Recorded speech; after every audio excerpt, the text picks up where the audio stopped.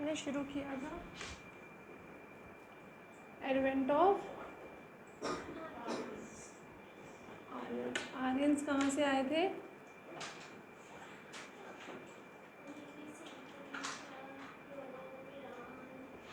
Central Asia and southern Russia.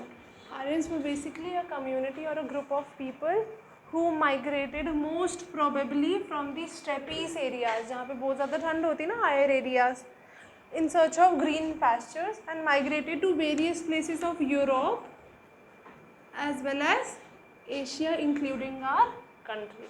ठीक है. Harappan civilization declined in 1500 BCE and with this declination the Aryans arrived in our country. कुछ Iran से भी आए हैं, मतलब when they migrated उन्होंने वेव्स में माइग्रेशन किए. वेव्स का मतलब है डिफरेंट ग्रुप्स में, कुछ आए, कुछ ईरान रुक गए, कुछ ईरान से भी आगे चले गए. इस तरीके से उन्होंने माइग्रेशन की है, इसलिए इनको इंडो आर्यंस भी बोला जाता है. ठीक है. जो आर्यंस ईरान में रहते थे उनको बोला जाता है इंडो ईरानियंस. ठीक है. टर्की, इराक, इन सारी जगहों पे आर्यंस के होने का एविडेंस हमें मिला है. ठीक है. दे बेसिकली बिलोंग्ड टू, जो ग्रुप्स थे शायद वो डिफरेंट रेस के हों, बट लैंग्वेज और कल्चर जो था वो सिमिलर था. That is they spoke Indo European languages. अगर कोई पूछे कि आर्यन कौन सी लैंग्वेज बोलते थे, they spoke Indo European languages like Sanskrit.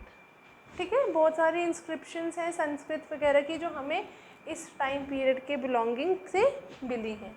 ठीक है. कुछ डाउट तो नहीं है कल की क्लास में? ठीक है. उसके बाद with the advent of Aryans a new age, a new period started in our country, that is the Vedic period, which can be classified into early Vedic or Rig Vedic, because the Rig Veda was the only Ved composed during this period, and later Vedic. क्या थी time इसका? 1500 to 1000 BCE and this was 1000 to 600 BCE, and by 6th century BCE Aryans totally settle, मतलब पूरी तरीके से वो हमारे देश में specially in the north Indian reason आप बोल सकते हो वो पूरी तरीके से सेटल हो चुके थे. कुछ पॉइंटर्स हैं, जैसे वो किस पास से आए, किस पास से आए थे? खैबर पास. आर्यन का मतलब क्या होता है? नोबल्स. तो कुछ पॉइंटर्स हैं जो इसमें याद रखने हैं. और आर्यंस जिस एरिया में सेटल हुए थे that is known as Aryabhatta. तो पता है आर्यन जिस रीजन में, जिस एरिया में सेटल हुए थे उसको क्या बोलते हैं? सप्त Sindhu. That is land of 7 reverse. फिर आप में आपके इसमें इम्पॉर्टेंट टॉपिक ये है, इम्पॉर्टेंट पॉइंट ये है कि किस रिवर का क्या एंशिएंट नेम था. इंडस का क्या था? सिंधु. ठीक है. इंडस और उसकी ट्रिब्यूटरीज जो होती हैं उसमें आर्यन सेटल हुए थे. Then we have second river Jhelum. Jhelum को क्या बोला जाता है? बितास्ता.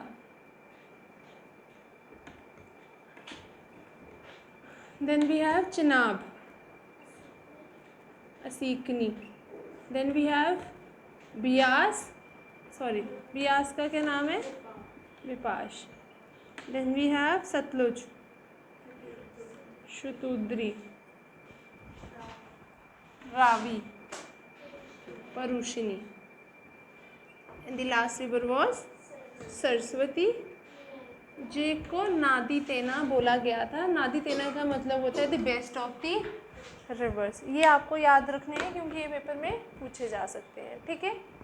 उसके बाद हमने देखा वेदास क्या होते हैं. वेदास क्या होते हैं?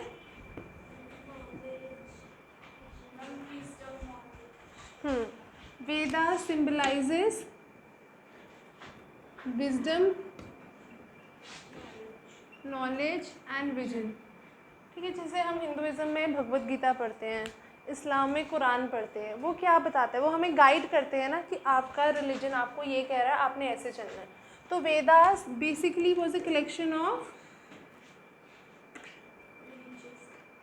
religious text which provide with us knowledge, wisdom as well as the vision. ठीक है, उसके बाद हमने कौन कौन सा वेदा किया?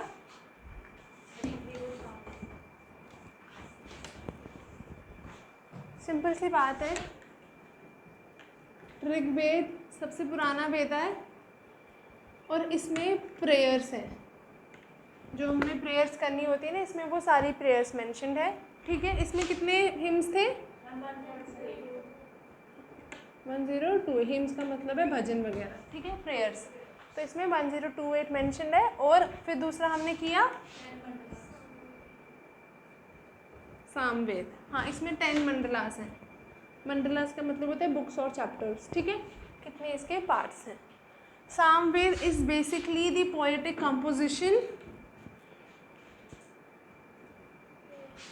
और म्यूजिकल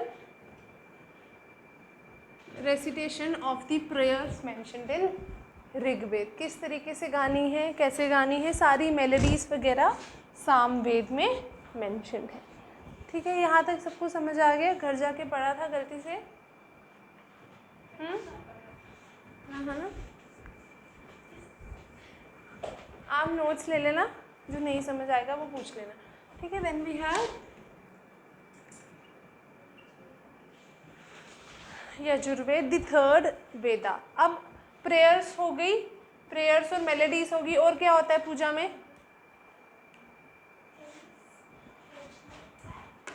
रिचुअल्स. ठीक है, किस तरीके से क्या करना है, कौन सी प्रेयर कैसी करनी है, उस प्रेयर के साथ क्या रिचुअल, कैसे, किस भगवान को क्या चढ़ाना है, कौन सा मंत्र कब पढ़ना है, कौन सी पूजा में कौन सा मंत्र गाने हैं, वो सारी रिचुअल्स ऋग्वेदा में मेंशन्ड है. Rituals along to be performed along with the recitation of prayer. आज तक जब हम पूजा वगैरह करते हैं तो हम ऐसे ही करते हैं, प्रेयर गाएंगे और उसको मेलोडी में गाएंगे, फिर उसके बाद प्रेयर के साथ रिचुअल भी करेंगे, जैसे आरती घुमाना या कुछ भी जो हमारे रिचुअल्स होते हैं अलग अलग, वो भी करेंगे. तो यजुर्वेद में वो रिचुअल्स मेंशन्ड हैं. ठीक है, ओके. उसके बाद जब सैक्रिफाइसेस होते हैं, यज्ञ वगैरह, या किसी हॉर्स का सैक्रिफाइस हो रहा है, या जैसे काऊ सैक्रिफाइस शुरू होगा अभी, उसमें किस तरीके से सैक्रिफाइस करना है, कौन कौन सी डिटेल्स ऑब्जर्व करनी है, किस तरीके से करना है, वो सारे सैक्रिफाइसेस भी यजुर्वेद में मेंशन्ड है. किस यज्ञ में कौन सा सैक्रिफाइस होगा, किस में कैसे होगा, वो सारी चीज़ें यजुर्वेद में मेंशन्ड है. यजुर्वेद के 2 पार्ट्स हैं, कृष्णा यजुर्वेद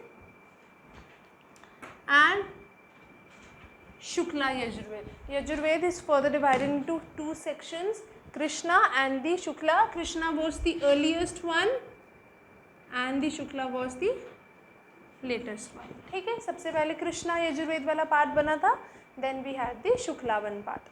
ठीक है, यहाँ तक क्लियर है. इसमें इतना ही याद रखना है कि कौन से वेद में क्या दिया गया था. कभी कभी क्या होता है, वो पूछ लेता है, यहाँ पे सारे वेदास के नाम वो दे देगा और यहाँ पे लिख देगा prayer, rituals, then we have recitation, ये सब. तो आपको मैच करना पड़ेगा. कभी कभी सिचुएशन दे देगा कि ऐसा करना है, तो आप कौन से वेद से इसकी इंटरप्रिटेशन निकालोगे. तो ये याद रखना, यजुर्वेद में रिचुअल्स और सैक्रिफाइसेस किस तरीके से करने, कब कौन से करने, वो सब चीज़ें मेंशन्ड हैं. यजुर्वेद क्लियर है सबको? Then we have the last Veda, that is the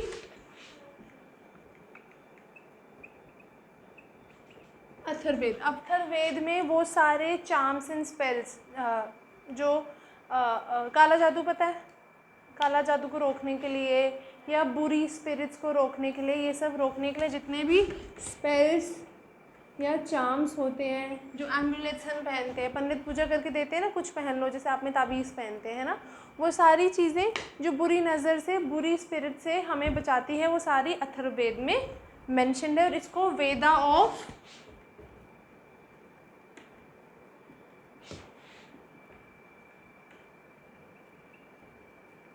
magical फॉर्मूले भी बोला जाता है, कि ये मैजिक होगा तो ये भला हो जाएगा, वो होगा तो वो भला हो जाएगा. वो सारी चीज़ें अथर्ववेद में मेंशन्ड है. इसमें कितने हिम्स हैं? 730 हिम्स हैं. मैजिक करेंगे तो कुछ प्रेयर भी करेंगे और कितने स्पेल्स हैं, मंत्रास हैं, सॉरी 6000 मंत्रास हैं। ठीक है, तो अथर्ववेद याद रखना है कि ये सब जैसे हमने आईवीसी में भी देखा था, किसका एविडेंस देखा था? एम्यूलेट्स का। एम्यूलेट्स होता है ये जो हम पहनते हैं ना बुरी नज़र से बचने वाली चीज़ें, आपके ताबीज़ हो गए, जैसे हमने वो पहना होता है, वो ब्लू आई वाला देखा है आजकल सब पहन रहे हैं, वो सारी चीज़ें एम्यूलेट्स होती है जो आपको बुरी नज़र से बचाने के लिए आपको पहनाई जाती है। तो एम्यूलेट्स का एविडेंस हमें आईवीसी से मिला है। ठीक है, और यहाँ से ये श्योर हो गया कि लोगों का बिलीफ हो चुका था बुरी आत्माओं में या बुरे मैजिक में, ब्लैक मैजिक जैसी चीज़ों में, इसलिए ये वेद बना ताकि हर उस बुरी आत्मा या बुरी चीज़ से या बुरी नज़र से लोगों को बचाया जा सके। क्लियर है? ये लिख लो, यजुर्वेद और अथर्ववेद लिखो। Yajurveda, it consist of the rituals, it consists of the rituals that have to accompany the recitation of the prayers,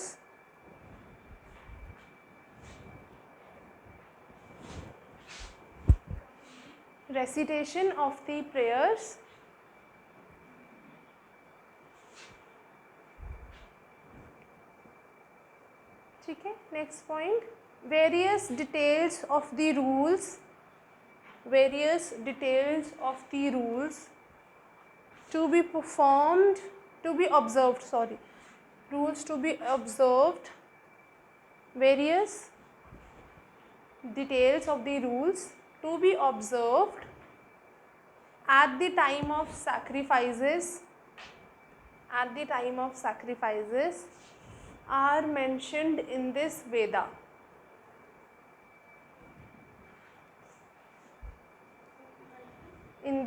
Are mentioned in this Veda. Last point लिखो, it is divided into two sections.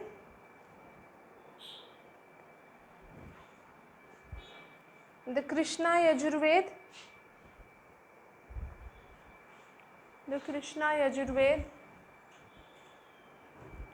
Bracket में लिखना, the earlier one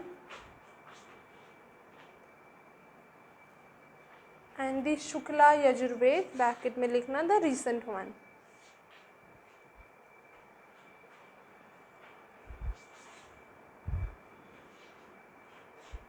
Krishna Yajurved and the Shukla Yajurved. लिख लिया सबने? हाँ, recent later जो भी recent लिख लो, the recent one. बहुत ज़्यादा डिटेल में भी वेदास के बारे में आपको ऑनलाइन वगैरह मिलेगा, बट इतना भी कर लोगे ना, this is more than enough, क्योंकि वो पर्टिकुलर वेदा के बारे में ज़्यादातर पूछते नहीं हैं। सिलेबस सारा करना है पर स्मार्टली करना है कि किस चीज़ की ज़्यादा इंपॉर्टेंस, जैसे आईबीसी की ज़्यादा इंपॉर्टेंस थी, है ना, कोई चीज़ छोड़नी नहीं है। नेक्स्ट लिखो, दी Atharvaveda.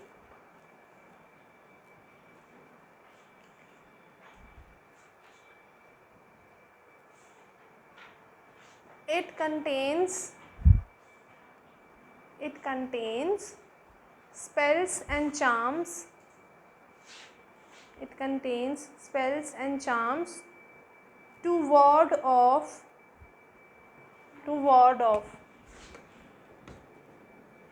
भगाना, ward off evil forces and diseases. आज तक कोई बीमार होता है, फांडा करा लो, ये पहन लो, ये अंगूठी डालो, होता है ना, वो सारी चीज़ें अथर्ववेद से ही मिली है।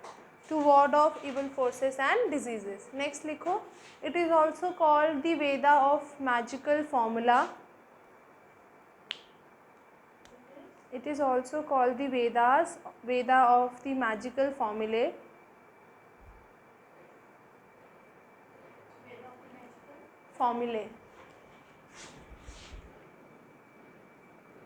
AE लिखना, ठीक है, capital plural. And it has 730 hymns.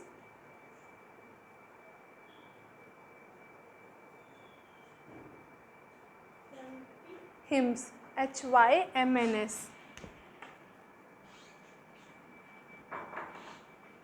And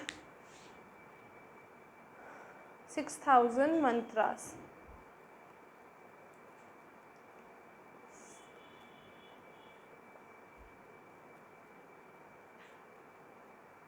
ठीक है, क्लियर है? Okay. Beside Vedas, we have further certain religious texts associated with this period, जैसे ब्राह्मणास. ठीक है, आपके एक आ जाएंगे ब्राह्मणास, उपनिषद,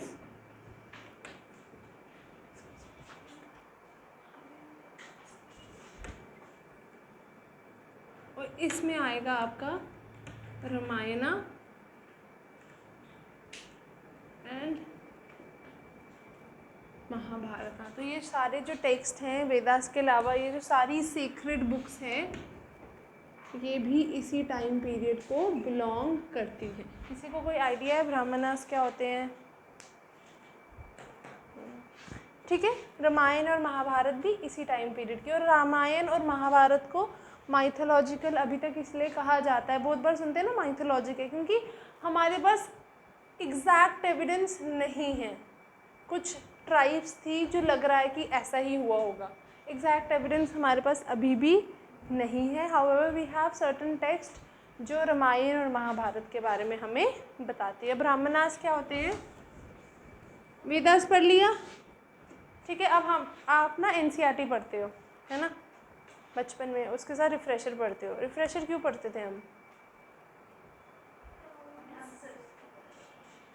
और अच्छे से समझने के लिए.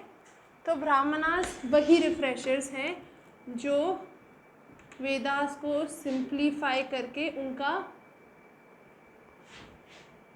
मीनिंग हमें बताते हैं. ठीक है, तो ब्राह्मणास एक्चुअली वेदा में पाई गई प्रेयर्स को एक्सप्लेन करते हैं. ठीक है, आज के टाइम पे हम अब जैसे हमने कभी जैसे रिलीजियस टेक्स्ट नहीं पढ़े, फॉर एग्जांपल, हमें समझने में टाइम लगेगा, तो हम क्या करते हैं, हम ऑनलाइन देख लेते हैं, सिंपलर बुक्स देख लेते हैं. वही एक्ट करती है ब्राह्मणास जो वेदास के हिम्स को और प्रेयर्स को एक्सप्लेन करते हैं. समझ आया ब्राह्मणास क्या होते हैं? जितने भी वेदास में प्रेयर्स और हिम्स हैं, ब्राह्मणास उनको एक्सप्लेन करते हैं. ठीक है, यहाँ पे अब क्योंकि सारे वेदास की बात हुई है, तो ये सैक्रिफाइसेस को, रिचुअल्स को प्रॉपर डिटेल्ड वे में हमें समझाते हैं. प्रॉपर डिटेल्ड वे में उनकी प्रॉपर तरीके से बताते हैं कैसे क्या हो रहा है, किसका क्या मतलब है. अभी पंडित मंत्र बोलते हैं, नहीं समझ आते, फिर पंडित ट्रांसलेट करते हैं ना किसका ये मतलब होता है. तो ब्राह्मणास वही काम कर रहे हैं. वेदास में जितने भी हिम्स हैं, जितने भी सैक्रिफाइसेस हैं, जितने भी रिचुअल्स हैं, उनका सही मतलब उनको डिटेल में हमें समझाते हैं. क्योंकि वेदास में तो सिर्फ लिखा है ना ऐसे होता है, तो वो क्यों होता है, क्या कारण है, क्या वजह है, क्या मतलब है, वो सारी चीज़ें हमें ब्राह्मणास से मिली है. ठीक है, समझ आया ब्राह्मणास क्या होते हैं? जैसे वेदास है ना, वेदास के अलावा भी कुछ सेक्रेड बुक्स हैं जो ये हैं ब्राह्मणास, उपनिषद, जैसे हम अभी भगवद गीता पढ़ते हैं, ये सब पढ़ते हैं ना, वैसे ये भी हैं. क्लियर है यहाँ तक? ठीक है, 2 इम्पॉर्टेंट ब्राह्मणास के नाम बता रही हूँ, और ये प्रोस फॉर्म में लिखे गए हैं. ठीक है, 2 इम्पॉर्टेंट.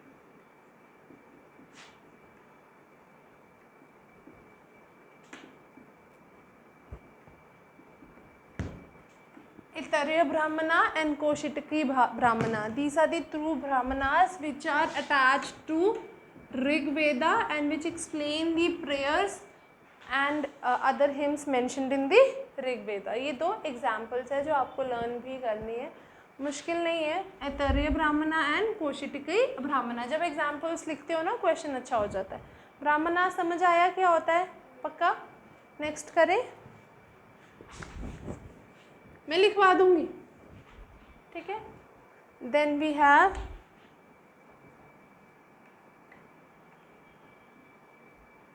अरण्यकास.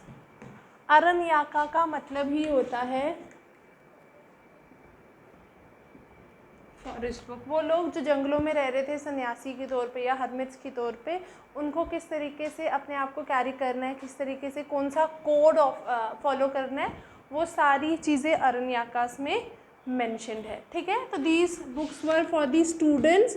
रामायण देखिए और हरमिट्स। रामायण में क्या हुआ था, जब राम जी बड़े हुए थे ना, उनके फादर ने उनको जंगल में भेजा था एक ऋषि के पास पढ़ाई करने के लिए। तो तब वो सन्यासी की तरह रहते, वो ऑरेंज कपड़े डालते हैं ना, वैसे रहते थे। तो जितने भी लोग जंगलों में रहे हैं, जितने भी स्टूडेंट्स जंगलों में जाके ऋषि वगैरह के पास ब्राह्मण पढ़ाते थे ना, तब ब्राह्मण का ही काम था एजुकेशन देना। तो वो किस तरीके से जंगल में रहेंगे, कैसा कोड, क्या खाएंगे, क्या पहनेंगे, किस तरीके से अपने आप को कंडक्ट करेंगे, वो सारी चीज़ें अरण्यकाश में मेंशन्ड है, जिनको फॉरेस्ट बुक्स भी बोला जाता है। इसमें एक और चीज़ है, सिंबॉलिज्म एंड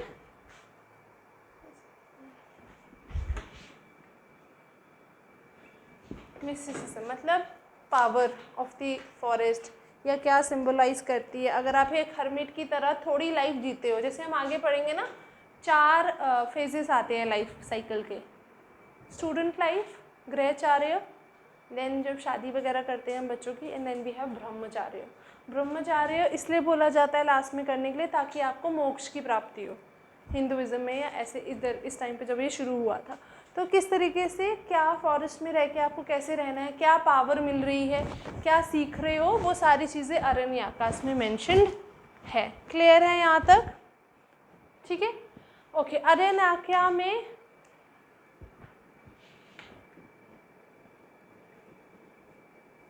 कर्म मार्ग के बारे में बताया कि किस तरीके से आप अपने कर्म को पूरा करके एक अच्छा मोक्ष प्राप्त कर सकते हो। किस तरीके से ब्राह्मण और जो दूसरे लोग हैं, जो ब्राह्मण्स तो जैसे हो गए, एक होते जनाना मार्ग, मतलब जो गृहस्थ लोग होते हैं, जिनकी फैमिली लाइफ होती है, वो किस तरीके से मोक्ष की प्राप्ति कर सकते हैं, वो सारी चीज़ें अरण्यकाश में मेंशन है। तो आप ये भी बोल सकते हो कि ये बुक डील करती है ब्रह्मचार्य लाइफ के साथ। ब्रह्मचार्य समझते हैं ना सारे?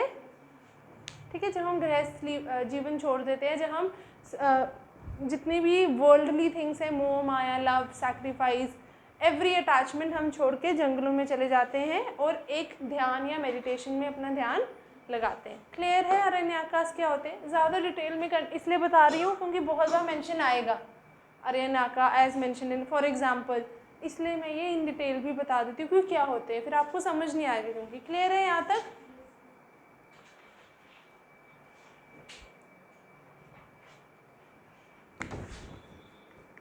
Then we have Upanishads.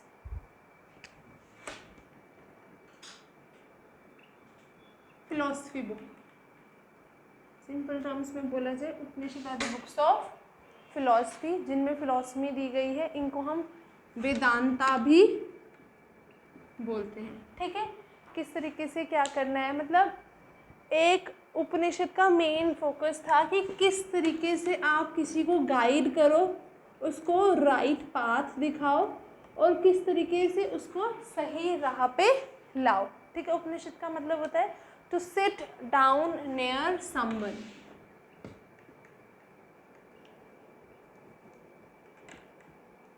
मतलब किसी के पास बैठ के उसको किस तरीके से समझाना है, क्या राह दिखानी है, कैसे गाइड करना है, वो सारा उपनिषद में मेंशन किया है।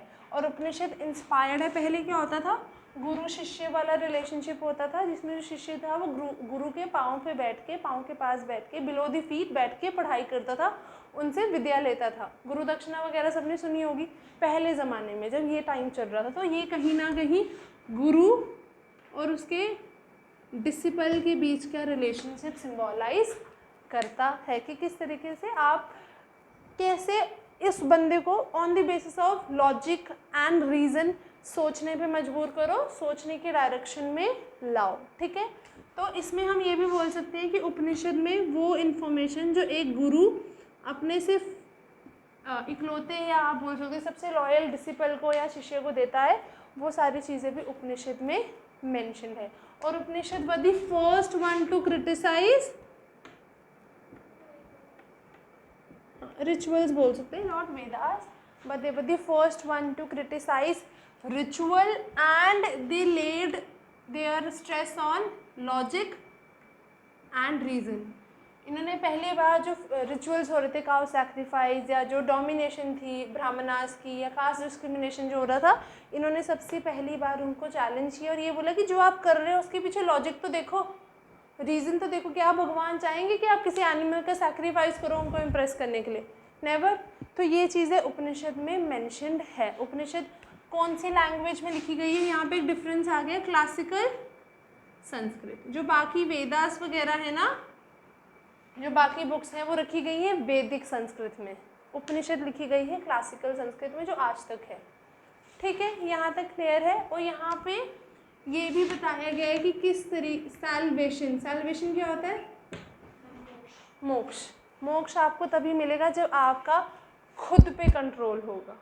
आप जब खुद को कंट्रोल करोगे तभी। देखो इसमें बेसिकली अगर आप ओवरऑल देखोगे, इसमें ये बोला गया कि एक इंसान के हरकतों पे या एक इंसान के जो वो कर रहा है, जो वो कर्म कर रहा है, जब तक वो खुद से कंट्रोल नहीं करेगा वो कर्म कंट्रोल नहीं होंगे। तो हमें हमारे इमोशंस को अपने ऊपर भारी नहीं होने देना है। हमें किससे सोचना है? लॉजिक और रीज़न से। ठीक है, उपनिषद क्लियर है। उपनिषद का मेंशन तो बहुत बार आएगा, तो ये याद रखना है कि कौन में किस में क्या था। ठीक है, गुरु शिष्य का रिलेशन उपनिषद में मेंशन किया गया है। क्लियर है? ये मिटा दूँ? मैं लिखवाऊंगी भी अभी सब। ठीक है, then we had epics. Epics में कौन सी आएंगी? महाभारत एंड रामायण। एपिक क्या होती है? एक बहुत बड़ी पोइट्री फॉर्म में स्टोरी लिखी होती है, उसको हम एपिक बोलते हैं, जिसमें कहीं ना कहीं कुछ हीरोइक या कुछ लेजेंडरी हुआ हो। महाभारत में भी कितना बड़ा बैटल हुआ है, रामायण में भी राम जी ने सीता को जब वापस लाया, तो कहीं ना कहीं एपिक्स वो पोएटिक वे में लिखी जाती हैं। रामायण के ऑथर कौन थे? रामायण किसने लिखी थी?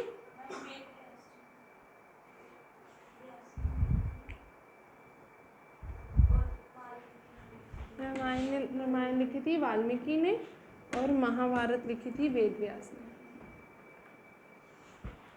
ठीक है, रामायण और महाभारत के बारे में तो सबको पता है, हमने नहीं करनी है इसकी हिस्ट्री डिटेल में ना, हमें नहीं है। ठीक है, थोड़ा महाभारत का मेंशन होगा जब ट्राइब का मेंशन किया जाएगा, तब मैं आपको पढ़ाऊंगी। क्लियर है? उपनिषद क्या होते हैं? तो Upanishad philosophy book, the relationship between the guru and his disciple and the criticizer of the ritual. Aryanas are the forest books जो मॉडल कोड ऑफ कंडक्ट देती है for the hermits and the students living in forest, and Brahmanas explain the Vedas. ठीक है, चलो ये लिख लो।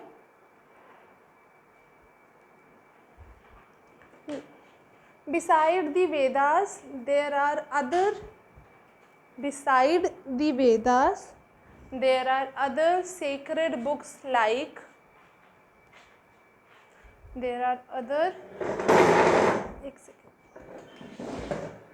sacred books like Brahmanas, Upanishads,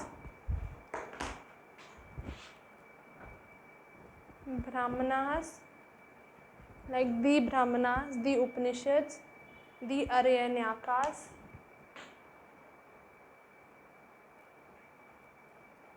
spelling गलत नहीं लिखना किसी चीज़ के, ठीक है, पूछ लेना। Aranyakas and the epics Ramayana and Mahabharata।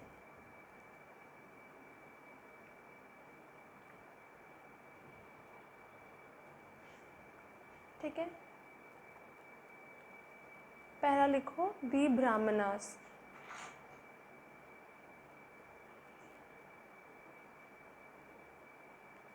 They explain the hymns of the Vedas.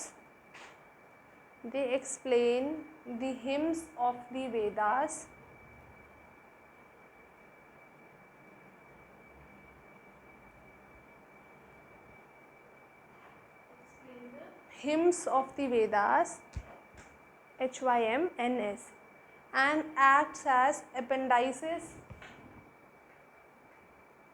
appendices पता है क्या होता है? बुक्स अच्छे से देखी हो कभी? लक्ष्मीकांत पढ़ी है? अभी तक नहीं ना पढ़ी? बुक्स के एंड में ना एक्स्ट्रा इन्फॉर्मेशन होती है, एक्सप्लेनेशन होती है कुछ चीज़ की, हर बुक में नॉर्मली, हर स्टैंडर्ड बुक में या मेजर बुक्स में मिलती है, उसको हम अपेंडाइसिस बोलते हैं, ठीक है। एंड एक्ट एज, ये ई है, act as appendices through the Vedas.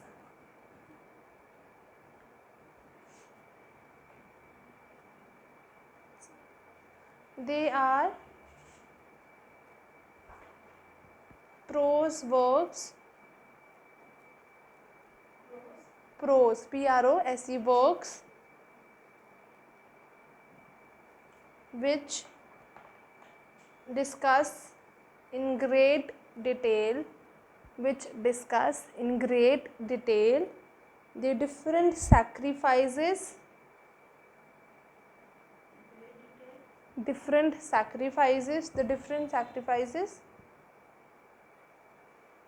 and rituals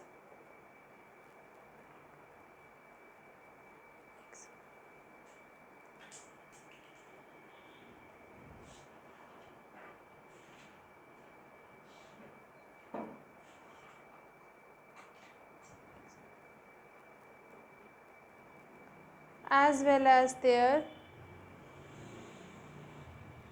significance.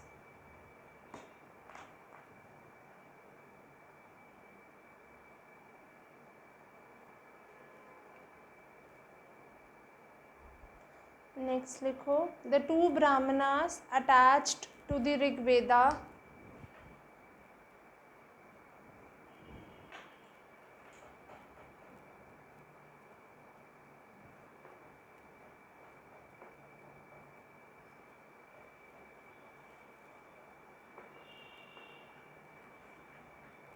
Are Aitareya and Kaushitaki. Brahmana add करना आगे, ठीक है, ऐतरेय ब्राह्मणा एंड कौशिटकी ब्राह्मणा। बड़ी बार पेपर में क्या करेगा वो पूछ लेगा, मतलब वो ऊपर लिख देगा आइडेंटिफाई द उपनिषद, और आपको एग्जाम्पल्स इसलिए कराई जाती है ताकि आप आइडेंटिफाई कर सको ब्राह्मणा कौन सा है और उपनिषद कौन सा है, ठीक है। TAKI,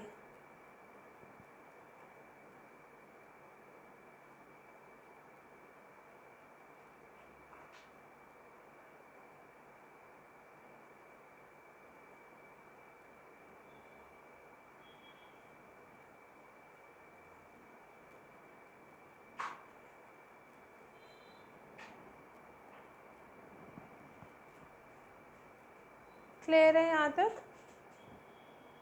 नेक्स्ट लिखो आरण्यकास।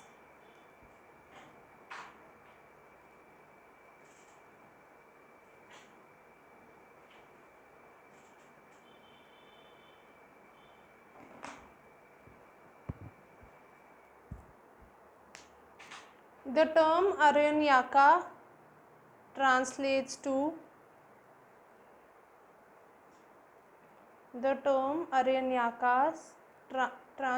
to the forest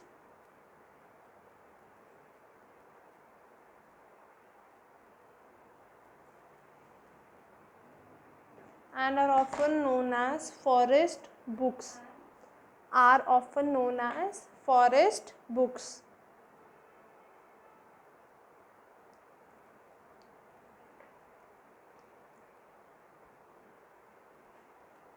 They were primarily produced for hermits.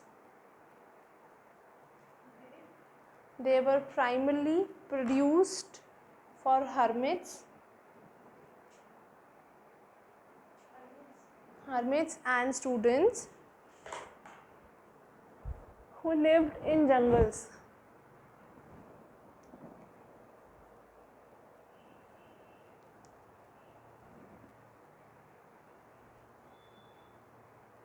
ठीक है, दे डील, वो लिव्ड इन जंगल से लिख लिया सबने, दे डील विद मिस्टिसिज्म।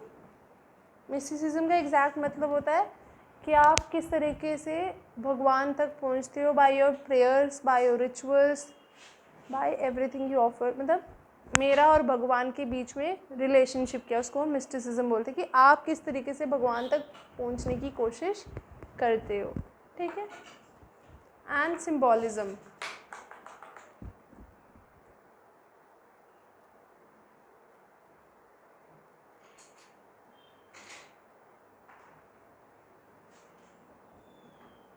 ठीक है,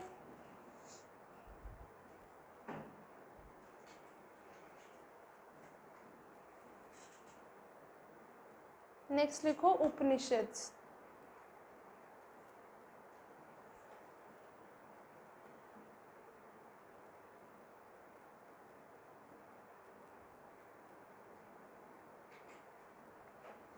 Upanishads are also known as the books of philosophy.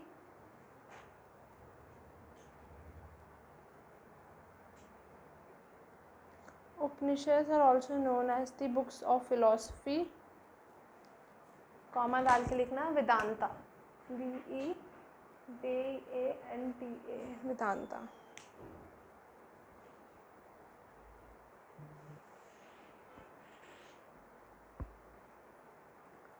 लिख लिया यहाँ तक. The basic word Upanishad, the basic word Upanishad means to sit down near someone.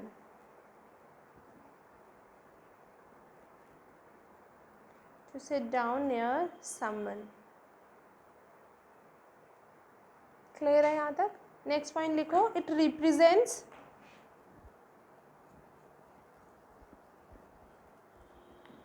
it represents a learner studying while seated at the guru's feet.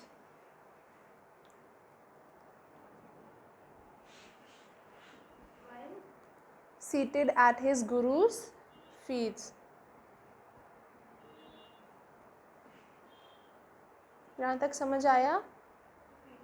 It learner studying while seated at the guru's feet. यहाँ तक समझ आया. अफसाना आपको समझ आ रहा है ना. ठीक है, नेक्स्ट लिखो. The term eventually came to refer, the term eventually came to refer to the hidden information, to the hidden information, refer to the hidden information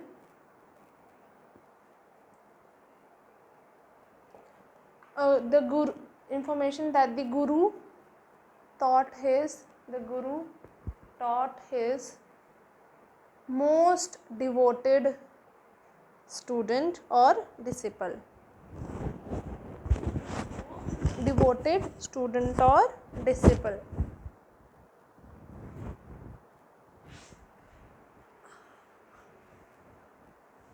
Next लिखो. It criticizes the rituals. It criticizes the rituals and lay stress on the, it criticizes the ritual and lay stress on the value of right belief and knowledge. The value of right belief and knowledge. Okay, next point लिखो. The language of the Upanishads was classical Sanskrit. The value of the Upanishads was classical Sanskrit, not the Vedic Sanskrit.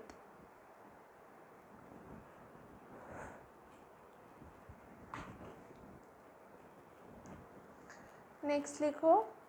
Last point इसमें.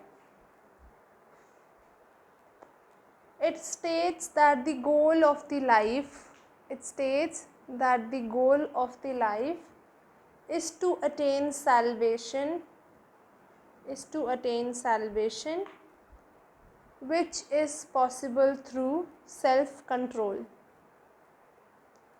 which is possible through self-control.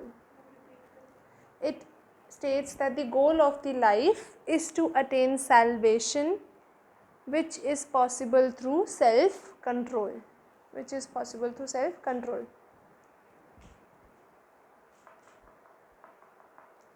Next लिखो epics.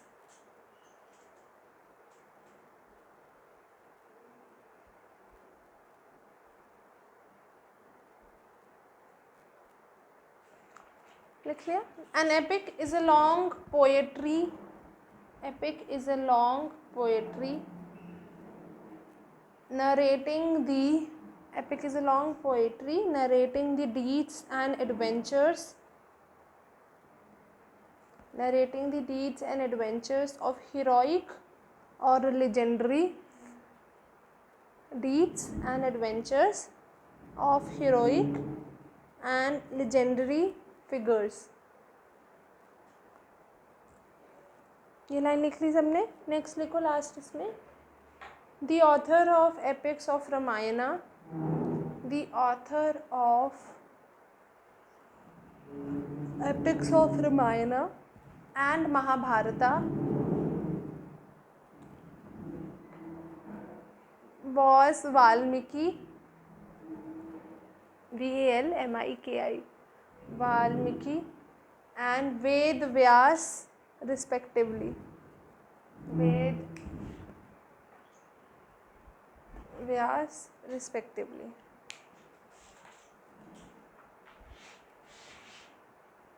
समझ आ गया यहाँ तक?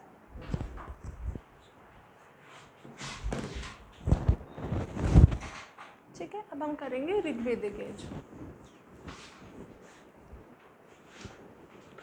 आपका Aryans का आना, सेटल होना, वो जितना भी लिखवाया है ना, वो ऋग्वेदिक एज का ही पार्ट होता है. ठीक है.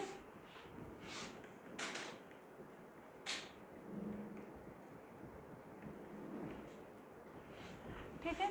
With the advent of Aryans, a new age started in the country. That is the Rigvedic age. It is called Rigvedic age because Rig Veda was the only Veda composed during this period. ठीक है.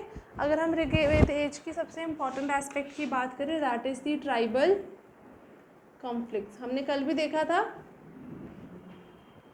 क्या था? हाँ, दासास and दस्यूस. जब Aryans आए थे तो हमारे देश में पहले से लोग रह रहे थे, और जब भी कोई नया आता है वो सोचता है ओवर पावर करने की. तो हमारे देश में दो तरीके की तब लोग रह रहे थे.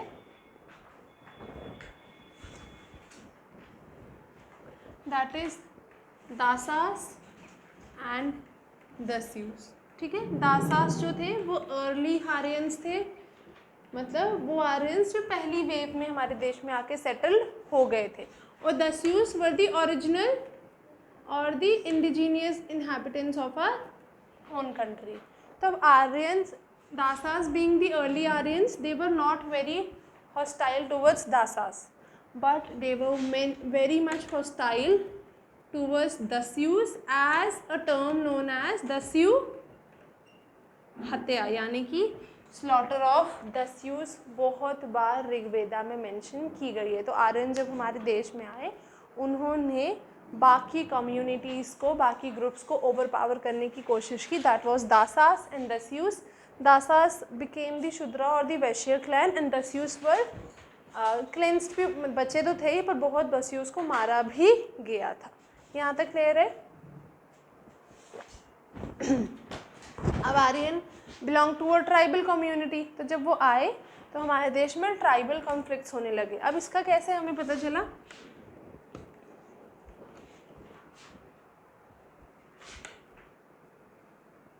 पुरंदरा. ऋग्वेदा में इंद्र को पुरांद्रा बोला गया. पुरांद्रा का क्या मतलब होता है? ब्रेकर ऑफ, हाँ, breaker of forts. Aryan Indra की पूजा करते थे, और वो रेन गॉड के तौर पे नहीं, बल्कि as a breaker of fort. जैसे हमको पता है, इंद्र जो थे वो देवताओं के हेड थे और वो वॉर लड़ने जाते थे. तो आर्यंस भी इंद्र को as a breaker of forts या as a god of war की तरह पूछते थे. और शायद उनको इसलिए ये लगता था कि शायद इंद्र उनकी मदद करते हैं इन देयर वॉर्स और कॉन्फ्लिक्ट, और इसलिए वो हर वॉर जीतते थे. ठीक है. इंद्र का पूजन किया गया as a god of war rather than the rain god. ठीक है, और आर्यंस हर जगह जीतते थे क्योंकि उनके पास chariots थे driven by horses. For Aryans, horses were the most significant and the important animal. और जो chariots वगैरह थे जिन पे हम लड़ने जाते हैं ना, वो भी horses ही चला रहे थे। इस वजह से Aryans हर जगह victorious emerge होते थे। और एक और चीज़, उनके पास as compared to our communities better arms थी, और उनके जो सोल्जर्स थे वो मेल कोट्स पहनते थे। वो वॉर में देखे वो कोट टाइप पहना होता है जिससे लगे ना, तो उनके सोल्जर्स वो भी पहनते थे, जिसकी वजह से उनको मारना या उनको हराना बहुत मुश्किल होता था। तो Aryans have fought many conflicts, have fought many wars over a period of time for establishing their supremacy over the Indian subcontinent. ठीक है, यहाँ तक क्लियर हुआ पुरांद्रा वाला। अब ट्राइबल कॉन्फ्लिक्ट्स में उनके दो तरीके के कॉन्फ्लिक्ट्स थे।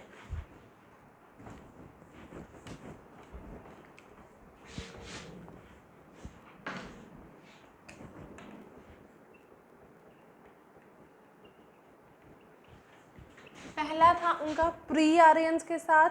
ठीक है, दस्यूस को तो वो मानते ही नहीं थे, मार देते थे। ठीक है, उनके साथ तो कॉन्फ्लिक्ट हुआ ही नहीं कभी। तो एक था प्री आर्यंस, एक था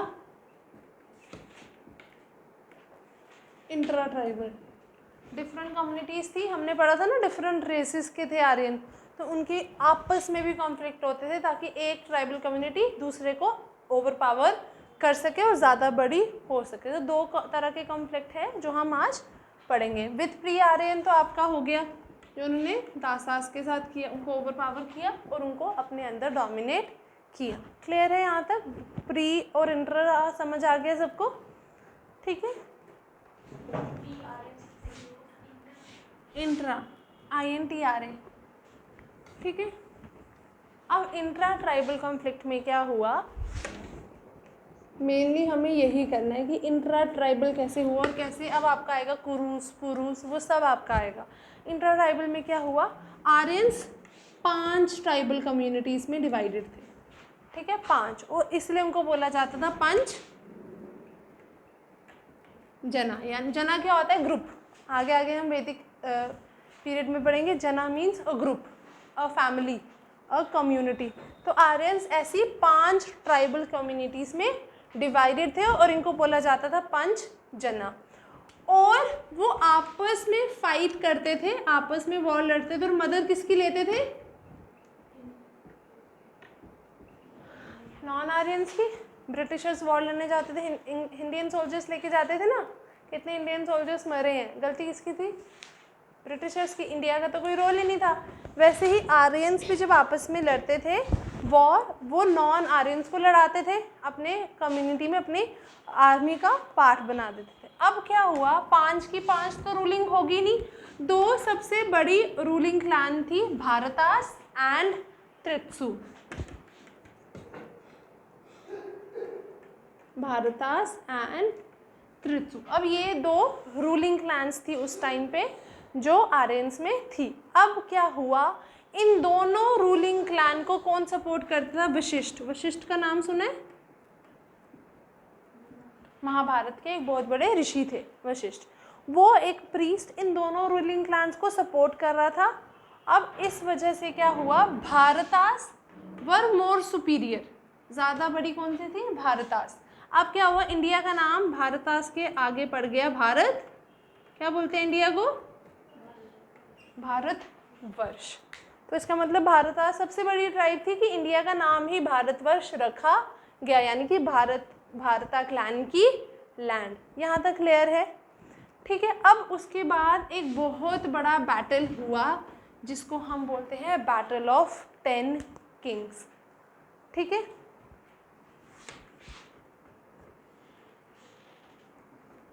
10 किंग। अब हुआ क्या, जब पावर की बात आती है और एक बहुत बड़ी पावर इमर्ज होती है, तो बाकी जो छोटी छोटी पावर्स होती है ना, हर कोई इस बड़ी पावर को गिराना चाहता है। अब क्या हुआ, भारतास के अगेंस्ट 10 चीफ्स। ट्राइबल कम्युनिटीज़ के क्या होते हैं, चीफ, सरदार बोलते हैं ना, मूवीज़ वगैरह में भी देखा होगा आपने। 10 चीफ्स इकट्ठे हो गए भारतास के अगेंस्ट और एक बहुत बड़ा बैटल हुआ जिसको बोलते हैं battle of 10 kings against only one stronger and the bigger clan, that is the Bharatas. अब क्या हुआ, ये जब भी कोई बैटल पढ़ो ना, बैटल हमेशा रिवर के पास होता है। ये कौन सी में हुआ था? रावी। क्या पर आपने क्या लिखना है? परुषिनी, ब्रैकेट में डालना है रावी, ठीक है।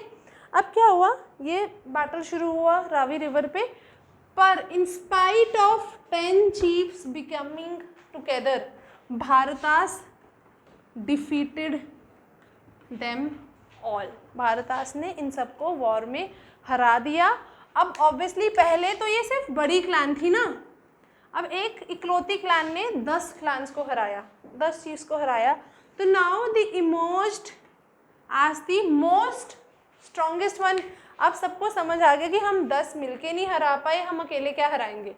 तो इसके बाद भारतास की क्या एस्टैब्लिश हो गई? सुप्रीमेसी, ठीक है। क्योंकि अगर एक बैटल में 10 चीफ एक क्लैन को नहीं हरा पाए तो एक अकेला बंदा तो सोच ही नहीं सकता हराने का। तो दिस लेड टू दी, पहले वो सुप्रीम थी, पहले वो बड़ी क्लैन थी पर सुप्रीमेसी अभी तक नहीं आई थी, बट अब जब वो जीत गए 10 से तो इस वजह से अब सारे डरेंगे भारतास से, तो उनकी क्या एस्टैब्लिश होगी? सुप्रीमेसी। अब क्या हुआ, अब भारतास को भी बढ़ना था आगे। भारतास ने हाथ मिलाया एक क्लैन से विच इज नोन एज पुरुष, ठीक है। भारता ने एक क्लैन से हाथ मिला लिया पुरुष, और उन्होंने एक नया क्लैन शुरू किया कुरुस, जिनका मेंशन महाभारता में किया गया। ये पांडव, ये और दूसरा कौन सा था? कौरवास, ये सारे कौन से क्लैन के थे? कुरु क्लैन के। अब भारतास ने हाथ मिला लिया एक बड़ी ट्राइब से पुरुष, और उन्होंने एक नया क्लैन शुरू किया कुरुस, ठीक है। और कुरुस को बाद में किसने ज्वाइन किया? पंचालास। द्रौपदी कहाँ की थी? पंचाला की। पहले ज़माने में तो यही होता था ना, एक किंग होता था, वो दूसरे किंगडम की बेटी से शादी करता था, वो किंगडम उसका हो जाता था। तो Kurus were then joined by Panchalas and they together moved ahead and ruled all over the Gangetic plains। तो इसलिए थोड़ा बहुत रेफरेंस है कि जो जो क्लैन महाभारत में मेंशन किए गए हैं वो इसमें भी है। और फर्दर जब हम बाद में पढ़ेंगे ना, लेटर हम देखेंगे कुरुस और इनकी कोई बैटल हुई थी जिसकी वजह से पूरा क्लैन ही ख़त्म हो गया था। Only a few ones were left. Clear है? अब महाभारत में भी तो सारे बच्चे मार दिए गए थे ना द्रौपदी के, ठीक है, सारे बच्चे मार दिए गए थे। देखो महाभारत 2 ग्रुप्स के बीच में हुई थी, कौरवास एंड पांडवास। कौरवास तो सारे मर गए थे, पांडवास की एक बीवी थी जिनके 5 हस्बैंड थे, जैसे सबको पता है, उनके सारे बच्चे मार दिए गए थे।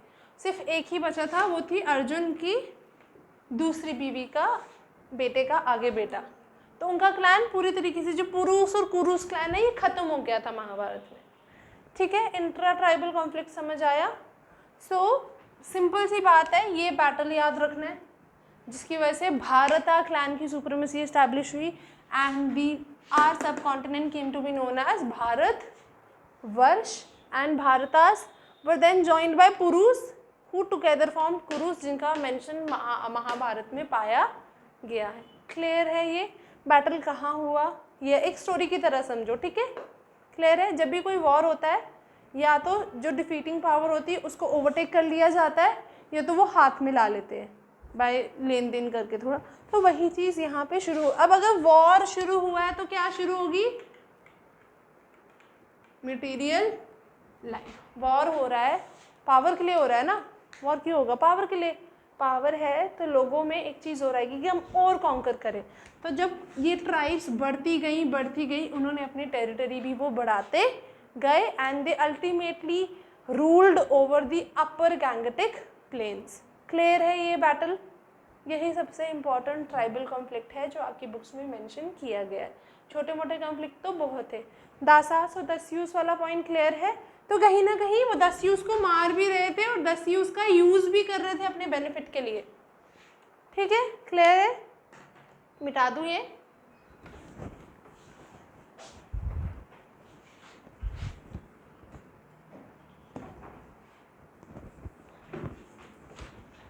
नेक्स्ट हमारा आता है, पहले ये लिख लो, ठीक है, क्योंकि फिर मटेरियल लाइफ बहुत बड़ा है। देखो, tribal conflicts,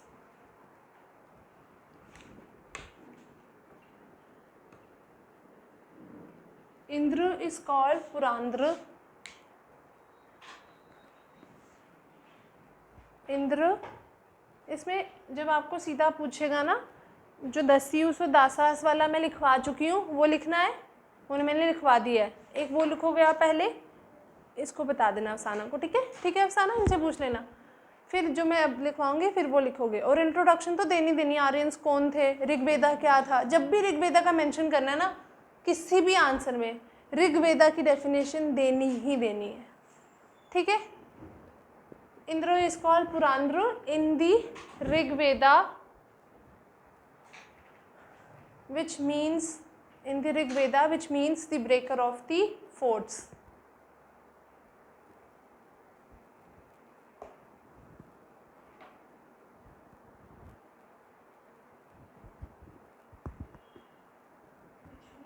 Breaker of forts.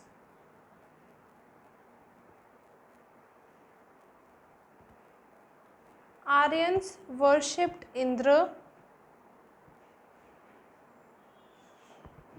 Aryans worshipped Indra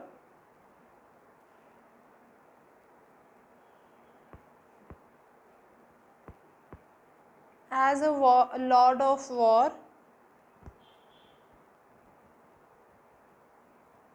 as a lord of war who will lead Aryans, who will lead Aryans to victory against every enemy. Against every enemy, यानी कि वो मानते थे कि इंद्र को पूजने से वो हर वॉर में जीत जाएंगे। क्लियर है यहाँ तक? नेक्स्ट लिखो, Aryans succeeded everywhere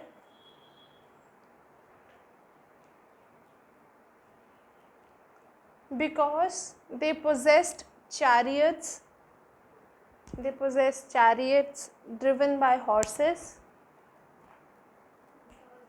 Possessed chariots, chariots, chariots driven by horses. Second reason लिखो, the Aryan soldiers were equipped with, the Aryan soldiers were equipped with coats of mail, coats of mail, MAIL, and better arms, and coats of mail, MAIL, and better arms. ठीक है, अब इसमें लिखो, अब इसमें तुम्हारा वो दासास एंड दस्यूस वाला आएगा जो मैं लिखवा चुकी हूँ, ठीक है? अब साना देख लेना इनसे, ठीक है? लिखो, 2 types of conflict.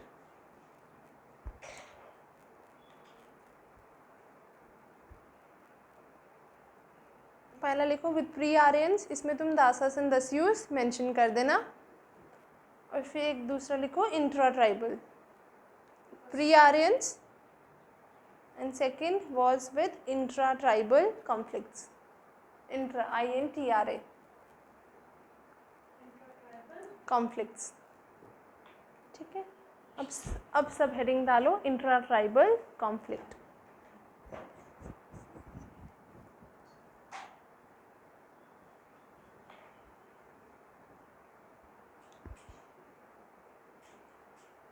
Aryans were divided into 5 tribes. Aryans were divided into 5 tribes called Panchjana. Called Panchjana. Spelling बता दूँ, PANCHAJANA, पंचजना। लिख लिया यहाँ तक? They fought amongst themselves. They fought amongst themselves with the help of non-Aryans.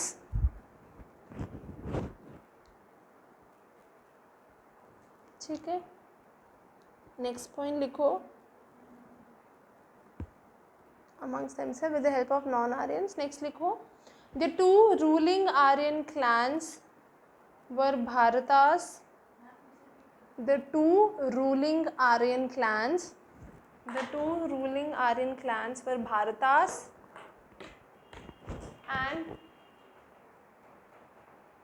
Prithu. Prithu remained in the lower portion of the Gangetic plains. ठीक है, इनका कुछ बड़ा कॉन्फ्लिक्ट हुआ नहीं था. ठीक है, क्लियर है, यहाँ तक लिख लिया सबने. Okay, these ruling clans were supported by the famous priest. These ruling clans were supported by the famous priest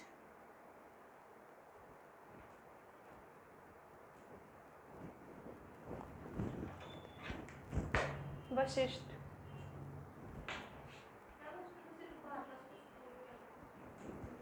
दोनों को.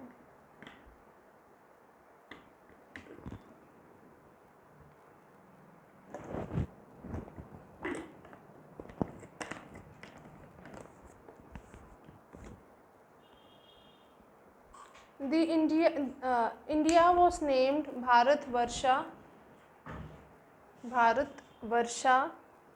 भारत के आगे ए और वर्षा के आगे भी ए लगाना है. Bharatvarsh. At that time, Mahabharat में भी अगर आप कभी महाभारत देखोगे तो उसमें भी बहुत बार भारतवर्ष बोला जाता है ना. At that time, after the name of Bharat clan. Bharata clan. After the name of the Bharata clan.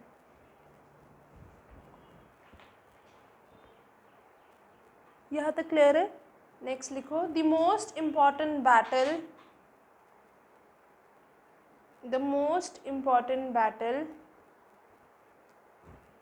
fought among the Aryan clans was the battle of 10 kings. उसमें डालना है एपोस्ट्रॉफी में. ठीक है, was the battle of 10 kings.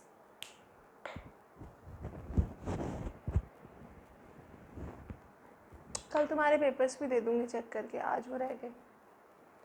ठीक है, in this battle Bharat clan, battle of 10 Kings से लिख लिया था ना. In this battle Bharat clan was opposed by the host of 10 chiefs. By the host of 10 chiefs. By the host of 10 chiefs. This battle was fought on Parushini river.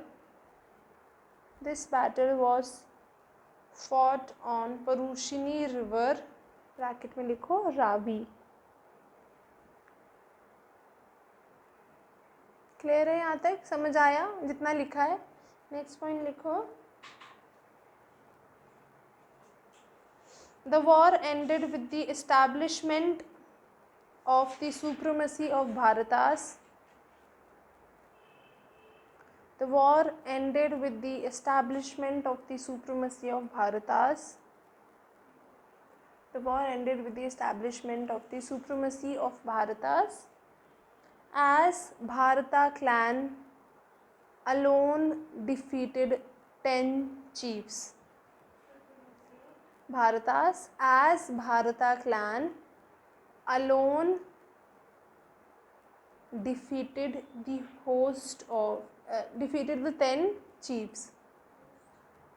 Host of 10 chiefs लिख लो, simple भी लिखोगे 10 chiefs वो भी चलेगा. ठीक है, next लिखो, यहाँ तक लिख लिया ना सबने.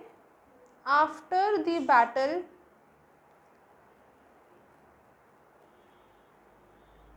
भारतास, पुरुष भी ना बहुत बड़ी एक वो थी, एक कोई सीरियल भी आया था पुरुष पे. ठीक है, after the battle Bharatas joined hands with another clan Purus. Netflix पे बहुत अच्छी अच्छी डॉक्यूमेंट्रीज भी हैं हिस्ट्री पे, मैन पे, इवोल्यूशन ऑफ मैन पे. एक नई आई है, द रिमेन्स ऑफ निएंडरथैल्स. देखा करो कहीं टाइम मिले ना।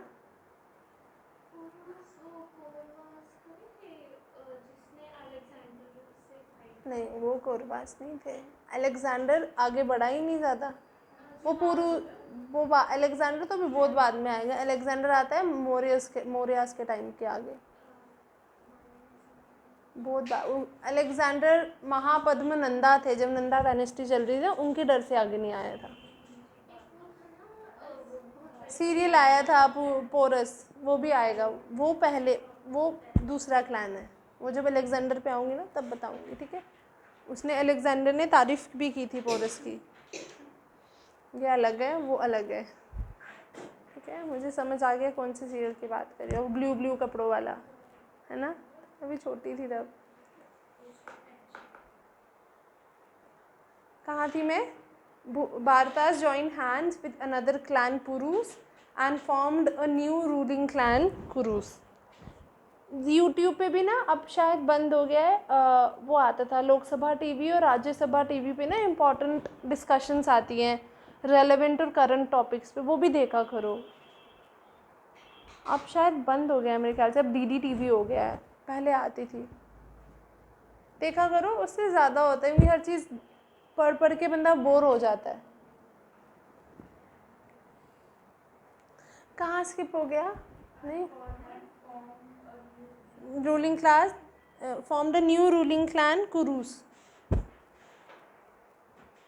हिस्ट्री में एक ये सबसे बुरी बात है, नाम इतने सिमिलर होते हैं ना, रिपीट होते हैं। चंद्रगुप्त मौर्य ही इतने हैं ना, चंद्रगुप्त, वो रिपीट होता है, पर वो कंफ्यूज नहीं होना है, आराम से स्टोरी की तरह समझोगे ना तो समझ आएगा, ठीक है। नेक्स्ट लिखो, the Kurus were joined by another clan, Panchalas. Kurus were joined by another clan, Panchalas. लिख लिया यहाँ तक, लास्ट पॉइंट लिखो, Panchalas. Hence, then they moved ahead and established their rule in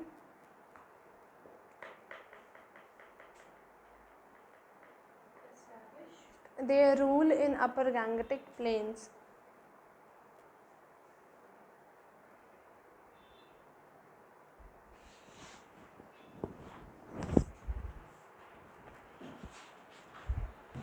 clear है?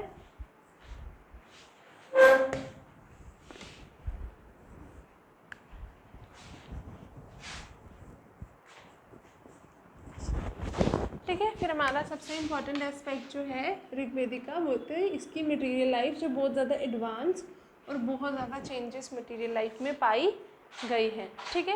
Rigvedic people were known for their advanced technology and technological use. अब क्या क्या use हो चुका था?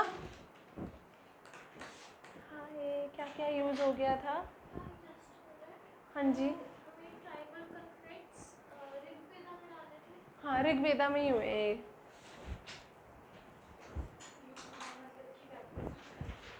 कौन कौन से टेक्नोलॉजी आ चुकी थी?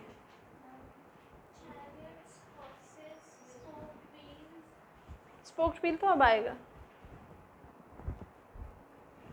ठीक है। जैसे हर स्टेज पे एडवांसमेंट होती है ना, ऋग्वेदिक एज में भी एडवांसमेंट हुई in material life, and the Rigvedic people were expert users of horse, chariots,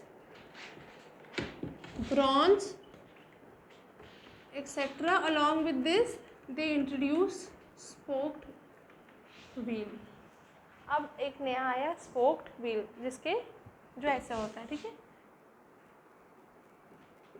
ऐसे ही होता है ना स्पोक्ड व्हील, इस तरीके का व्हील इन्होंने इंट्रोड्यूस किया इन आर कंट्री। ब्रॉन्ज अभी भी यूज़ हो रहा था, ब्रॉन्ज के वेपन्स वगैरह बनाए गए थे। तो अगर आपसे क्वेश्चन में पूछे who introduced spoked wheel our country, they were Aryans during the Rigvedic as.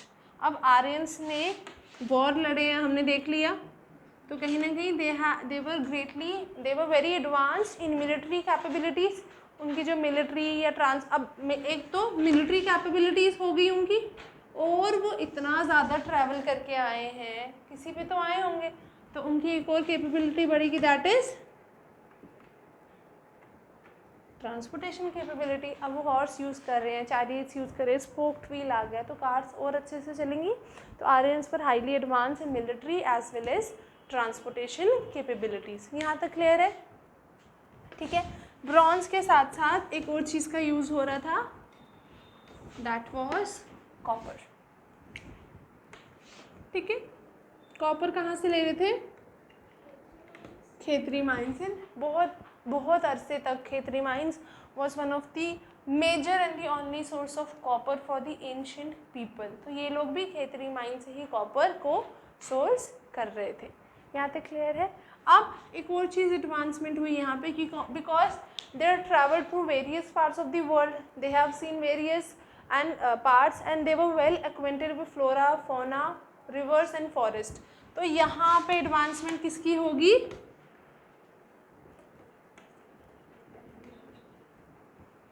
Agriculture की। तो Aryans had better knowledge of agriculture than the indigenous communities living in our country. ठीक है।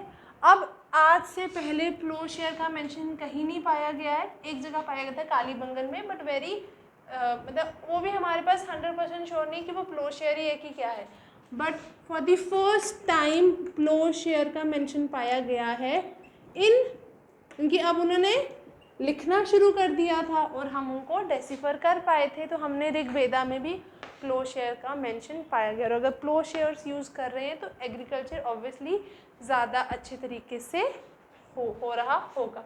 ठीक है। They had knowledge of sowing, उनको sow कब करना है, कहाँ करना है वो पता था, हार्वेस्ट कब करना है ये पता था, उनको थ्रेशिंग करने भी आती थी, और डिफरेंट सीजन्स। सिंपल सी बात है, जो अगर हम माइग्रेट करते हैं 10 जगहों से घूम के जाते हैं तो हमें इन चीज़ों की तो नॉलेज बढ़ ही जाएगी। वैसे ही आर्यंस उस टाइम पे लिमिटेड रिसोर्सेज थे, जैसे आपने लिखा था ना लाइन, लिमिटेड डेटा, और लिमिटेड डेटा था। अब हमारे पास तो यूट्यूब है, गूगल है, पर उस टाइम पे नहीं था। उस टाइम पे लोग जो देखते थे वही सीखते थे। Aryans came from a place जहाँ पे बहुत ज़्यादा ठंडी होती थी या जहाँ पे ग्रीन पैस्चर्स नहीं थे। Then the cross central Asia, southern Russia, may be arctic region as well, और the Iran region, Iraq, Turkey.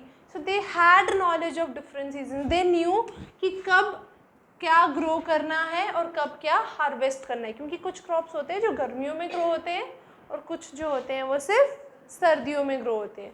So they had this knowledge, and obviously जब ये नॉलेज होगी तो एग्रीकल्चर और ज़्यादा फ्लरिश करेगा। अगर मुझे नॉलेज नहीं है और मैं वीट गर्मियों में लगा दूँ तो वीट ग्रो नहीं करेगा, क्रॉप तो ख़त्म हो जाएगा, नुकसान किसका होगा? मेरा। तो आर्यंस को ये नॉलेज थी। ठीक है, यहाँ तक क्लियर है? अब हॉर्स वगैरह भी उन्होंने रखे थे, कैटल भी रखी थी, गोट्स भी रखे थे, उनको खिलाने के लिए चारा चाहिए, तो वो फूड के साथ साथ फॉडर भी प्रोड्यूस कर रहे थे फॉर देयर डोमेस्टिकेटेड एनिमल। जैसे आज के टाइम पे मेज़ का यूज़ होता है बहुत जगहों पे। मेज़ आज के टाइम पे बड़े कम कंजम्पशन होगी ना मेज़ की, या तो lower strata of society consume करती है या तो उसको फॉडर की तरह यूज़ किया जाता है। तो उन्होंने फॉडर प्रोड्यूस करना शुरू कर दिया था, इससे पहले ऐसा कोई मेंशन हमने नहीं देखा है। अब ऋग्वेदा में एक नया आया है काओ एंड बुल। बहुत सारे रेफरेंसेस पाए गए हैं काओ एंड बुल के इन दी ऋग्वेदा। ठीक है, ये आ गया इनका एग्रीकल्चर। अब हम आएंगे काओ पे। काओ आर्यन सोसाइटी के लिए, आर्यन कम्युनिटी के लिए इतनी इम्पॉर्टेंट थी कि उन्होंने काउस के लिए, for the sake of cows, वो वॉर भी लड़ते थे। और उस वॉर को क्या बोलते हैं पता है किसी को? क्या बोला?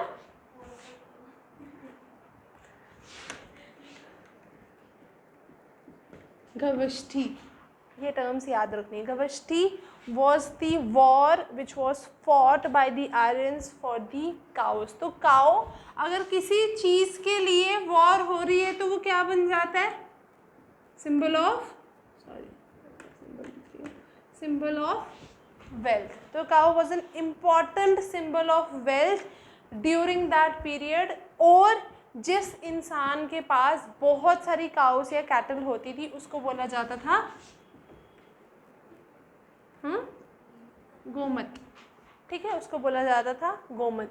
सो this signifies the importance of cow for the Aryan society that they were even ready to fight wars और kill someone for the sake of cows. ठीक है, यहाँ तक क्लियर है. दूसरी इंपॉर्टेंट एस्पेक्ट जो हमारी आर्यन सोसाइटी का था वो था प्रीस्ट. अब सोसाइटी डिवाइड हो गई है, अब प्रीस्ट आएंगे. ठीक है, प्रीस्ट को भी बहुत इंपॉर्टेंस दी गई है आर्यन सोसाइटी में. और ये हमें इसलिए पता चला है क्योंकि ऋग्वेदा में बहुत बार मेंशन किया है कि प्रीस्ट को काउ या वुमेन स्लेव्स दी जाती थी as a form of gift. Cow क्या है? Wealth symbol. अगर कोई अपना वेल्थ का सिंबल किसी को गिफ्ट दे रहा है तो उसका मतलब वो इंसान भी इम्पोर्टेंट है. ठीक है, आपके क्लोज रिलेटिव्स होते हैं, दूर के रिलेटिव होते हैं. आप महंगा गिफ्ट क्लोज रिलेटिव को दोगे, सस्ता गिफ्ट दूर के रिलेटिव को दोगे. वो क्यों? क्योंकि क्लोज रिलेटिव आपके लिए ज़्यादा इंपॉर्टेंट है. तो उसी तरीके से ऋग्वेदा में cow was a symbol of wealth and women obviously. अब यहाँ पे वुमेन की डेरोगेशन स्टार्ट हो गई है. जब हम सोसाइटी पे आएंगे ना तब मैं एग्जैक्ट बताऊंगी कि ऐसी डिवीजन क्यों हुई. पर priest were given cow and women slaves in a form of gift. Clear है यहाँ पे? तो यहाँ पे इमर्जेंस हुआ कौन सी सोसाइटी का? Patriarchal society emerged. अगर एक वुमेन को स्लेव बना के किसी को दिया जा रहा है, इसका मतलब उसको ऑब्जेक्टिफाई करा जा रहा है. Objectification and derogation of the women status started in the society. ठीक है, तो अब पहले मैन और वुमेन क्या थे? इक्वल थे. अब वुमेन का स्टेटस मैन से गिर गया. क्लियर है यहाँ तक? ठीक है, कोई प्रॉब्लम? गविष्टि वर्ड याद रखना, पेपर में आता है. जे केसेस भी तो पूछती है, जे केसेस भी पूछती है और जे के पी एस सी भी पूछती है बहुत बार. ठीक है, एक सेकेंड.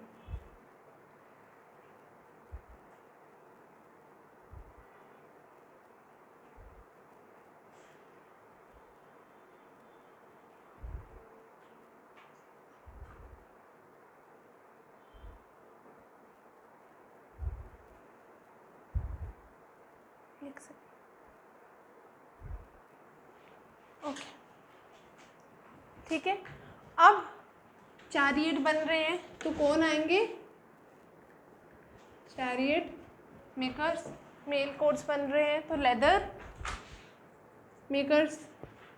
ठीक है, जो लेदर का काम कर रहे हैं. तो बहुत सारे डिफरेंट तरीके के आर्टिशंस इस टाइम पे इमर्ज हुए इन द ऋग्वेदिक सोसाइटी. यहाँ तक समझ आया? Leather makers, then we have viewers.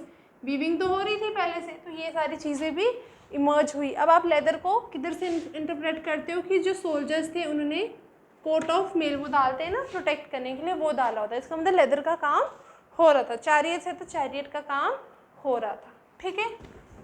Then Rigvedic society used copper and bronze and copper was known as आयस. Copper has been referred to as आयस इन दी ऋग्वेदा. तो कभी आपको एंशिएंट टर्म पूछी जा सकती है फॉर कॉपर, दैट इज आयस. ठीक है, तो कॉपर और ब्रॉन्ज का भी बहुत ज़्यादा यूज़ हो रहा था क्योंकि लाइफ जो थी वो मटेरियलिस्टिक हो चुकी थी. सुप्रीमेसी के लिए वॉर्स लड़ी जा रही थी. ट्राइबल क्लैंस है, अगर ट्राइबल क्लैंस है तो चीफ भी है. पहले तो कोई चीफ नहीं था, तो चीफ अपने क्लैन को लीड भी करेगा और डायरेक्शन भी देगा, तो उस हिसाब से चीज़ें होने लगी थी. ठीक है. Next important point is that now people lived in fortified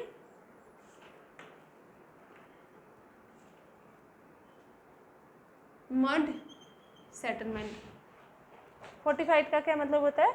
आगे पीछे बड़ी बड़ी दीवार खड़ी करना, दैट इज fortified. किसी चीज़ को प्रोटेक्ट करने के लिए उसके आगे पीछे बड़ी सी दीवार खड़ी कर देना.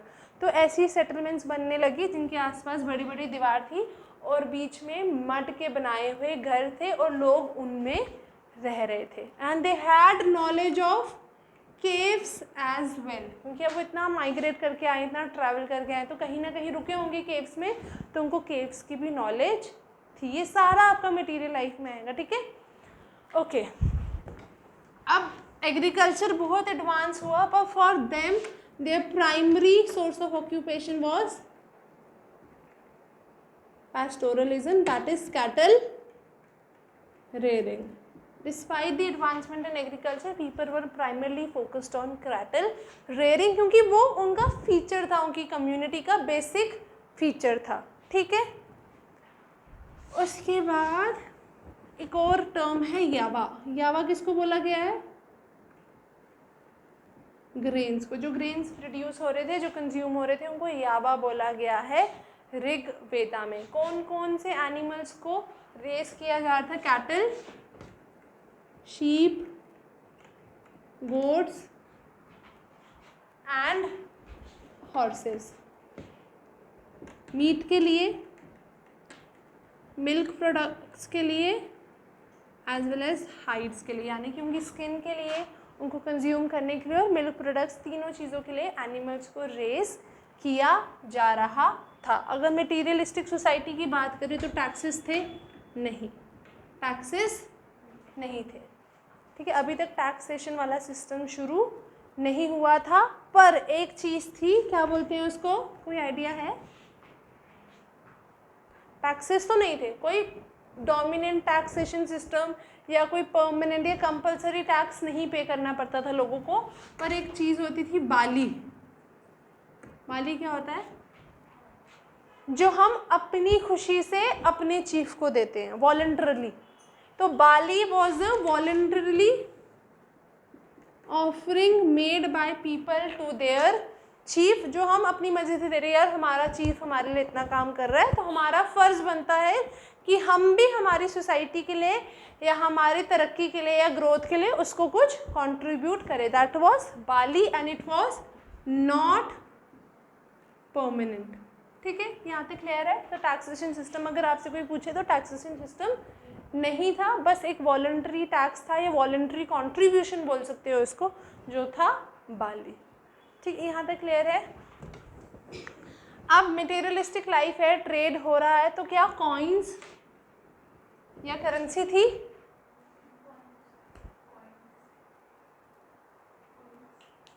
कॉइन्स नहीं थे, बस थोड़ा सा मेंशन किया गया है निशिका.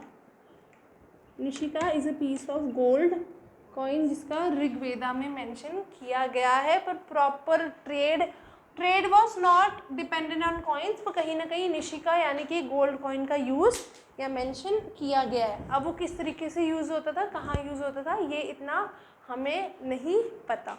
ठीक है, तो अभी भी क्या अगर कॉइन्स का यूज़ नहीं था तो क्या प्रेवलेंट होगा? Barter system. और सबसे बड़ा सिंबल क्या है अभी वेल्थ का? तो सबसे ज़्यादा ट्रेड किस में होगा? काऊ में. यहाँ पे प्रॉब्लम आई क्योंकि छोटी छोटी चीज़ के लिए बंदे को अपनी काऊ देनी पड़ती थी, जिसके बाद लोगों ने कोशिश की एक स्टैंडर्ड यूज़ ऑफ वो शुरू करें. ठीक है, यहाँ तक क्लियर है? तो cows became the most favourite option for the trade exchange. ठीक है, आयरन अभी तक नहीं पता लोगों को आयरन के बारे में. ठीक है, कॉपर बहुत ज़्यादा यूज़ किया जा रहा था, आयरन का यूज़ नहीं है. पॉटरी की बात करें तो हरप्पन पॉटरी जैसी ही पॉटरी थी यहाँ पे अभी तक, और पेंटेड ग्रेवियर पॉटरी पाई गई है, यानी कि ग्रे कलर की पॉटरी पाई गई है. समझ आ रहा है? अब पेंटेड ग्रेवियर पॉटरी हमें एक साइट से मिली है, Bhagwanpura. Bhagwanpura is the latest site, अभी थोड़े साल पहले की बात है. Bhagwanpura is the latest site excavated in Haryana belonging to this period, जहाँ से हमें Harappan as well as painted grey ware pottery मिली है. और इस साइट की एज साइन की है 1600 to 1000 BC, यानी कि ये लेट हरप्पन फेस में भी थी और वैदिक फेस में भी थी. तभी यहाँ पे हरप्पन पॉटरी भी पाई गई है और पेंटेड ग्रे पॉटरी भी पाई गई है. क्लियर है? आयरन ऑब्जेक्ट, किसी भी तरीके का आयरन ऑब्जेक्ट यहाँ पे एब्सेंट है, कोई भी आयरन ऑब्जेक्ट नहीं पाया गया है. समझ आ रहा है? अब क्योंकि आर्यंस माइग्रेट करके आए थे, क्रॉसिंग रिवर्स, क्रॉसिंग माउंटेन्स, तो they were highly dependent on rivers for transportation, क्योंकि उनको नॉलेज थी, उनको पता था कैसे क्रॉस करना है, कब करना है, किस टाइम पे नहीं करना, उनको पूरी नॉलेज थी, तो वो रिवर्स को ट्रांसपोर्टेशन के लिए यूज़ कर रहे थे। अब इससे पहले कॉटन का यूज़ हो रहा था, ठीक है, हम गर्मियों में पहनते हैं कॉटन, सर्दियों में पहनते हैं वूल। आयरन कहाँ से आए थे? ठंडे इलाके से, तो वो अपने साथ क्या लाए? Woollen fabrics. तो वुलन फैब्रिक्स भी हमारे देश में बनने, स्पन भी होने लगे और यूज़ भी होने लगे, because obviously they came from a place जहाँ पे फॉलिंग टेम्परेचर था, तो वो तो वुलन फैब्रिक पहनते होंगे, तो वो अपने साथ ये टेक्नोलॉजी भी हमारे देश में लाए, ठीक है। ऑक्सिन का यूज़ करते थे वो, और ऑक्सिन का यूज़ करके वो लैंड को क्या करते थे? प्लो करते थे, यानी कि खुदाई के लिए, सिंचाई के लिए तैयार करते थे। जब हम खोदते हैं ना लैंड को, सीड बिछाने, ऐसे थोड़ी कहीं पे भी फेंक देंगे, उसको प्रॉपर खुदाई होती है, प्रॉपर एक वे से। और जब लैंड प्लो हो जाती थी, मतलब प्लोड लैंड, उसको क्या बोला जाता था? उर्वरा, कि अब ये उपजाऊ हो चुकी है, अब ये तैयार है बीज बोने के लिए, या क्षेत्र, कि अब ये मेरी लैंड तैयार है बीज बोने के लिए। क्लियर है? ये आपकी मटेरियलिस्टिक सोसाइटी थी। ट्रेड कैसे हो रहा था, वेल्थ के क्या क्या सिंबल थे, एग्रीकल्चर कैसे हो रहा था, कौन कौन सी टेक्नोलॉजी थी, सब आपका मटेरियलिस्टिक लाइफ में आएगा। समझ, कोई भी पॉइंट जो नहीं समझ आया हो पक्का लिखवा दूँ? थोड़ा सा ज़्यादा है तो तुम लोग लिख लोगे।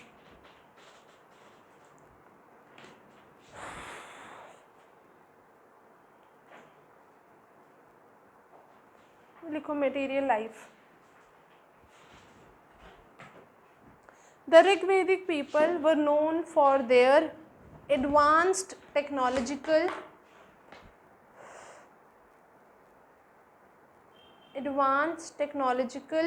use of horses,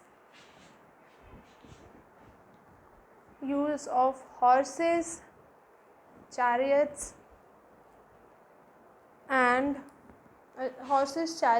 bronze weapon, and the introduction of these horses, chariots, bronze weapons, and the introduction of spoked wheel. Highlight कर देना इंट्रोडक्शन ऑफ स्पोक्ड व्हील को, ठीक है। Spoked wheel, SPOKED, spoked wheel, जैसे आज के टाइम पे भी जो यूज़ हो रहे हैं ना। समझ आया यहाँ तक? नेक्स्ट लिखो, this allowed them to have a significant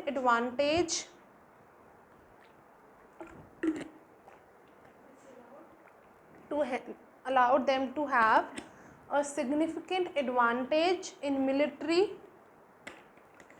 military and transportation capabilities.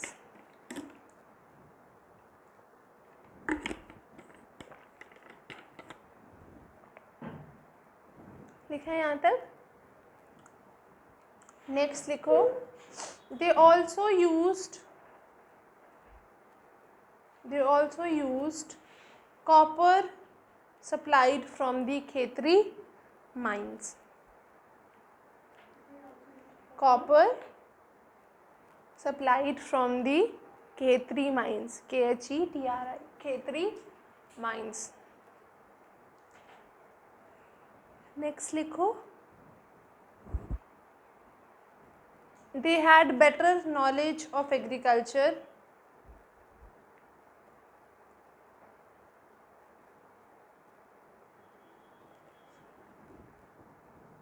plowshare use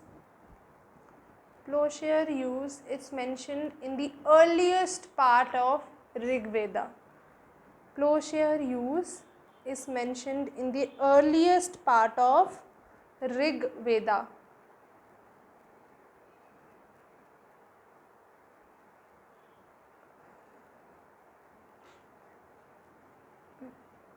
लिखा यहाँ तक? नेक्स्ट लिखो, they were well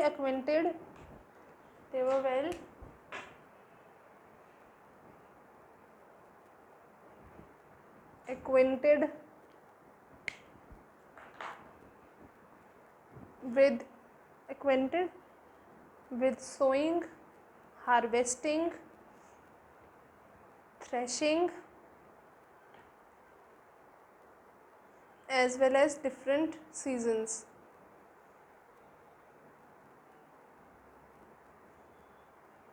एक सब्जेक्टिव टेस्ट भी लूँगी मैं, हाँ, स्टोन एज का।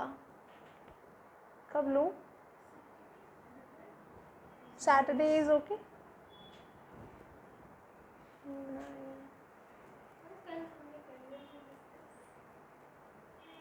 ठीक है।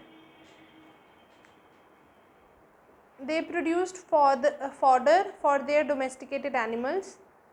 टेस्ट दोगे ना, याद हो जाएगा, वरना पानी में गया। For their domesticated animals. They produced fodder for their domesticated animals. Fodder, FODDER. For their, चारा होता है ना भेड़ बकरी का जो, for their domesticated animals. Full stop. Next point लिखो. Many references have been found related to cow and bull in the Rig Veda. Found related to cow and bull in the Rig Veda.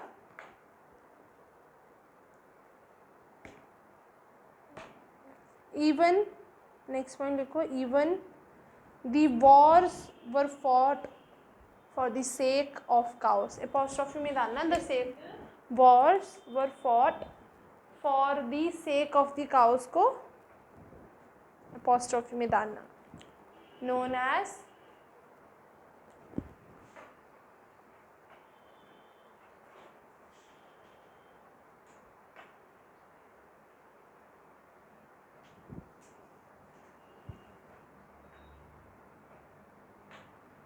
घवष्ठी.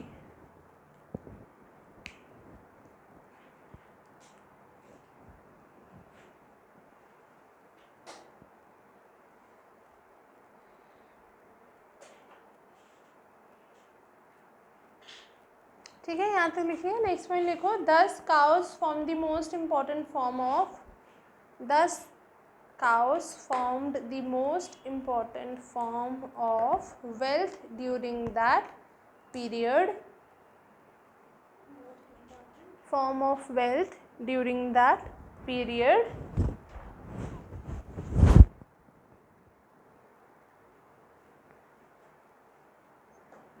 And a wealthy man who owned many cattle, who owned many cows, and a wealthy man who owned many cows was referred to as Gomat. GOMAT was referred to as Gomat. इसको भी उसमें डाल देना, ठीक है. GOMAT, yes. Clear है यहाँ तक? थकी, क्या नाम था, विशाखा नाम है ना. नेक्स्ट लिखो. Priest also held great importance. Priest also held great importance in Rig Vedic society.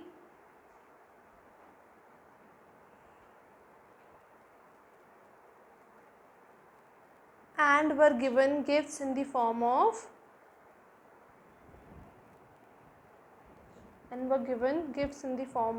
cows and women slaves. Cows and women slaves. Cows and women slaves. इसमें डालो हाइफन, ऐसे डालो और लिखो signifying the emergence of patriarchal society. Signifying the emergence of patriarchal society and objectification of women. Society and objectification of women.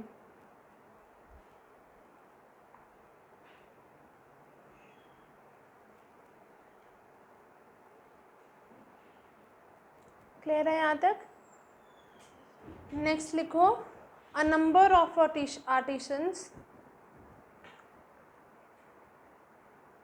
number of artisans were present in the Rigvedic society. Artisans were present in the Rigvedic society.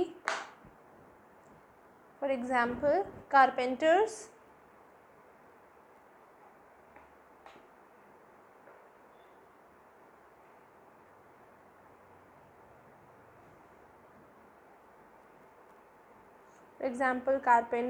weavers, chariot makers or leather makers, etc.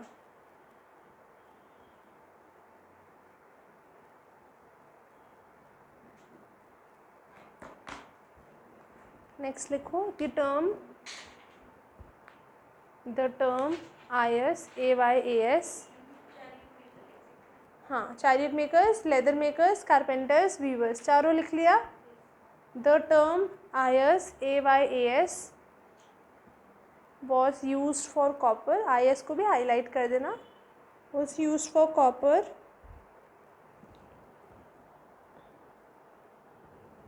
in the Rigveda.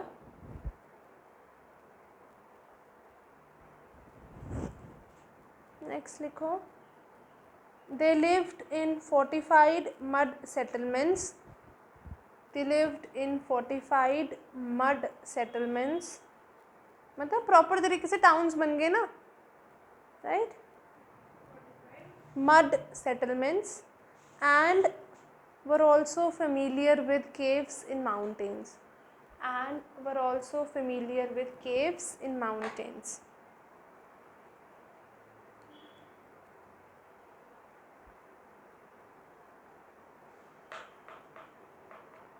Next लिखो the dominant occupational activity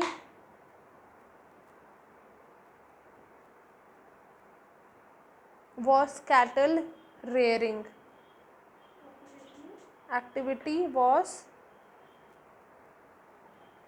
cattle rearing.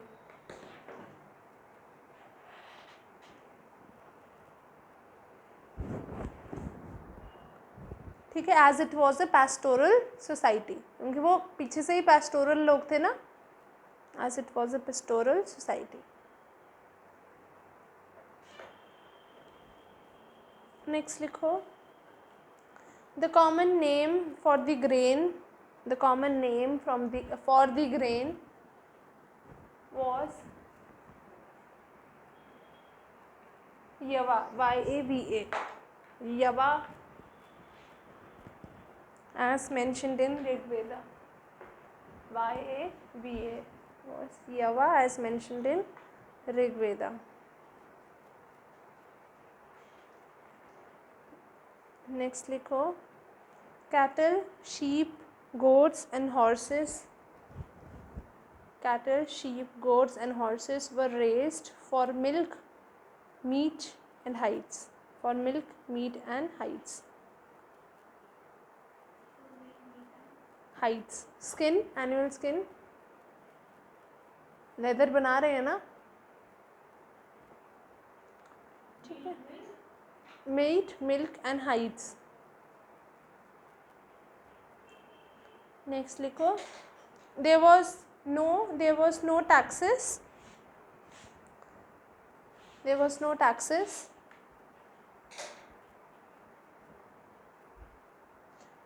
But the people, there was no taxes, but the people gave the chief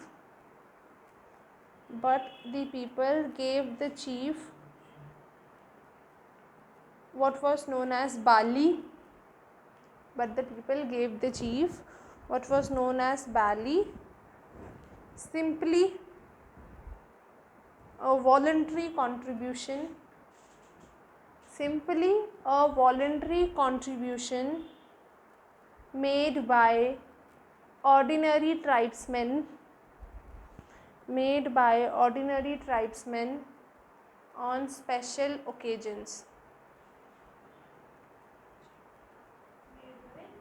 Ordinary tribesmen on special occasions.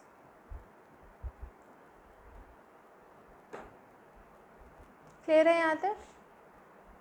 Next लिखवाऊँ There is no mention of currency or coins. There is no mention of currency or coins. However,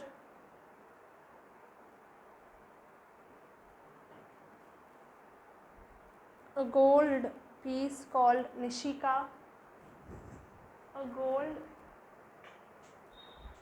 piece called Nishika, मेरा नाम पता है आप लोगों को? याद रहेगा ना? Nishika finds mention. Nishika finds mention.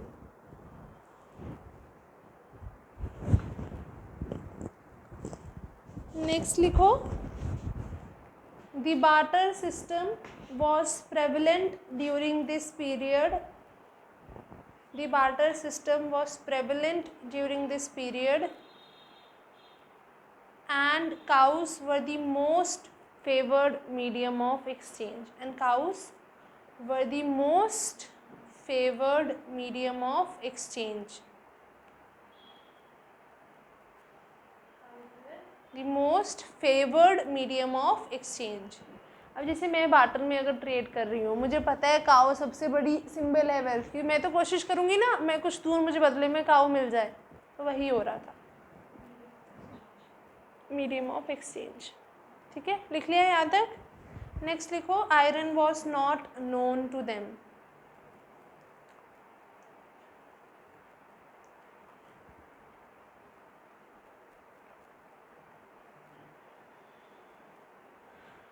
थोड़ा सा ही रह गया अब.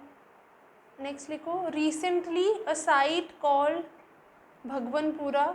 ये अभी की बात है, आई थिंक 3, 4, 5 से इससे ज़्यादा टाइम नहीं हुआ इसको. साइट कॉल्ड भगवनपुरा, मेरे को याद नहीं है.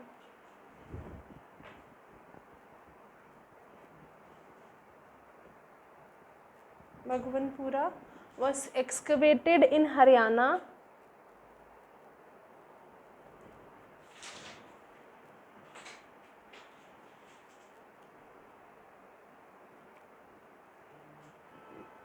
Painted grey ware, painted grey ware pottery आएगी आपकी ऋग्वेदिक पॉटरी. ठीक है, पेंटेड ग्रेवेयर बहुत बार ना PGW भी लिखा होता है, तो याद रखना पेंटेड ग्रेवेयर ही है. As well as late Harappan pottery was found from this site. Late Harappan pottery was found from this site.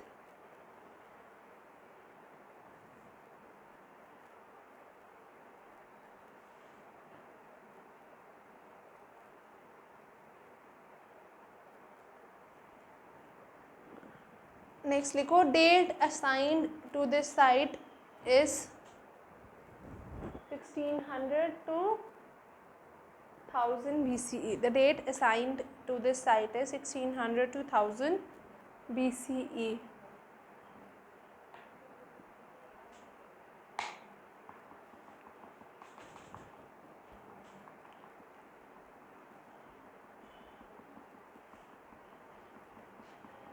Iron objects as well as cereals are absent from this site. किसी तरीके का सीरियल का remain या किसी भी iron object का remain हमें नहीं मिला है. ओके, इस साइट में एक डिस्कवरी थी, मैं बताना भूली. अ 3 रूम्ड मड हाउस, यानी कि एक बड़ा हाउस हमें इस साइट से मिला है, indicating the house of A mostly a tribal chief. तो लिखो, a 3-roomed mud house, a 3-roomed mud house was discovered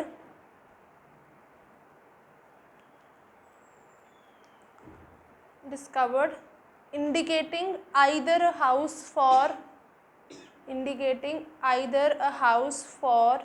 large extended family, indicating either a house for large extended family or for a tribal chief.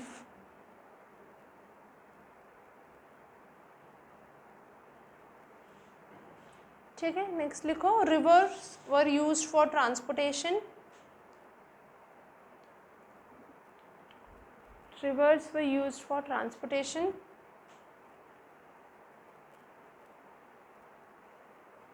Next लिखो cotton and woollen fabrics, cotton and woolen fabrics were spun and used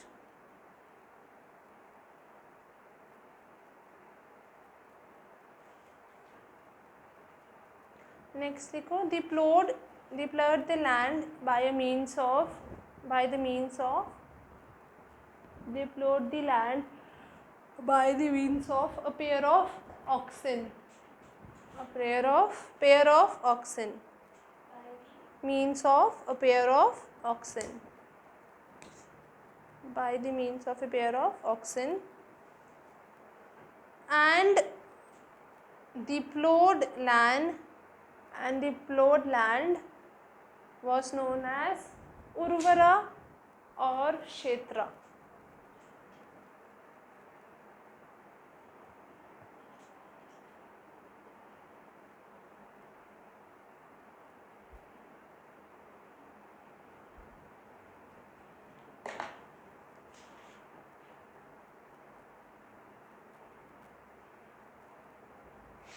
clear है? उर्वरा URVARA.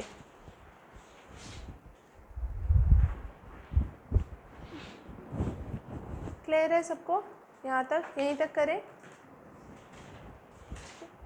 कहाँ तक कर लिया हमने? मैंने आपको IBC के क्वेश्चंस लिखवा दिए थे और कहाँ तक दिए थे? आर्ट एंड कल्चर तक ना. उसके बाद क्या टॉपिक किया था हमने? रिलीजन. आर्ट एंड कल्चर वाले बहुत अच्छा लिखा था आपने. लिखा था फिर से? आपने तो एक भी नहीं चेक कराया. कब करवाना है? कल?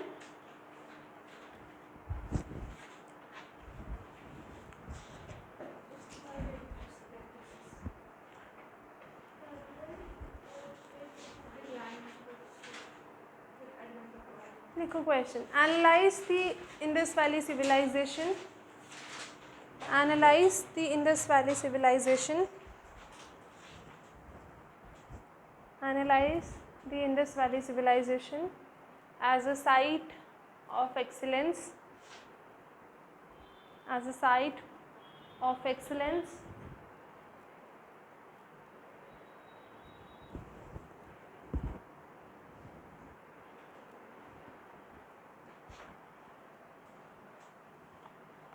And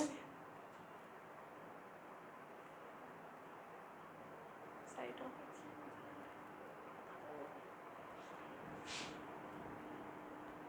And art and culture. आप अच्छे से लिखना और ये वाला क्वेश्चन पहले चेक करवाओ कल. ठीक है?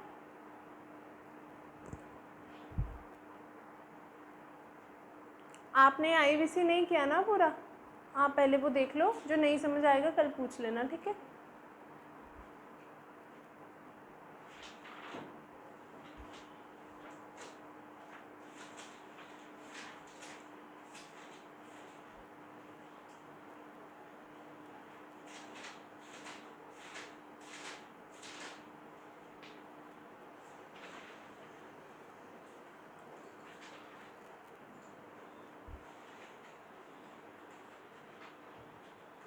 कुछ पूछना है?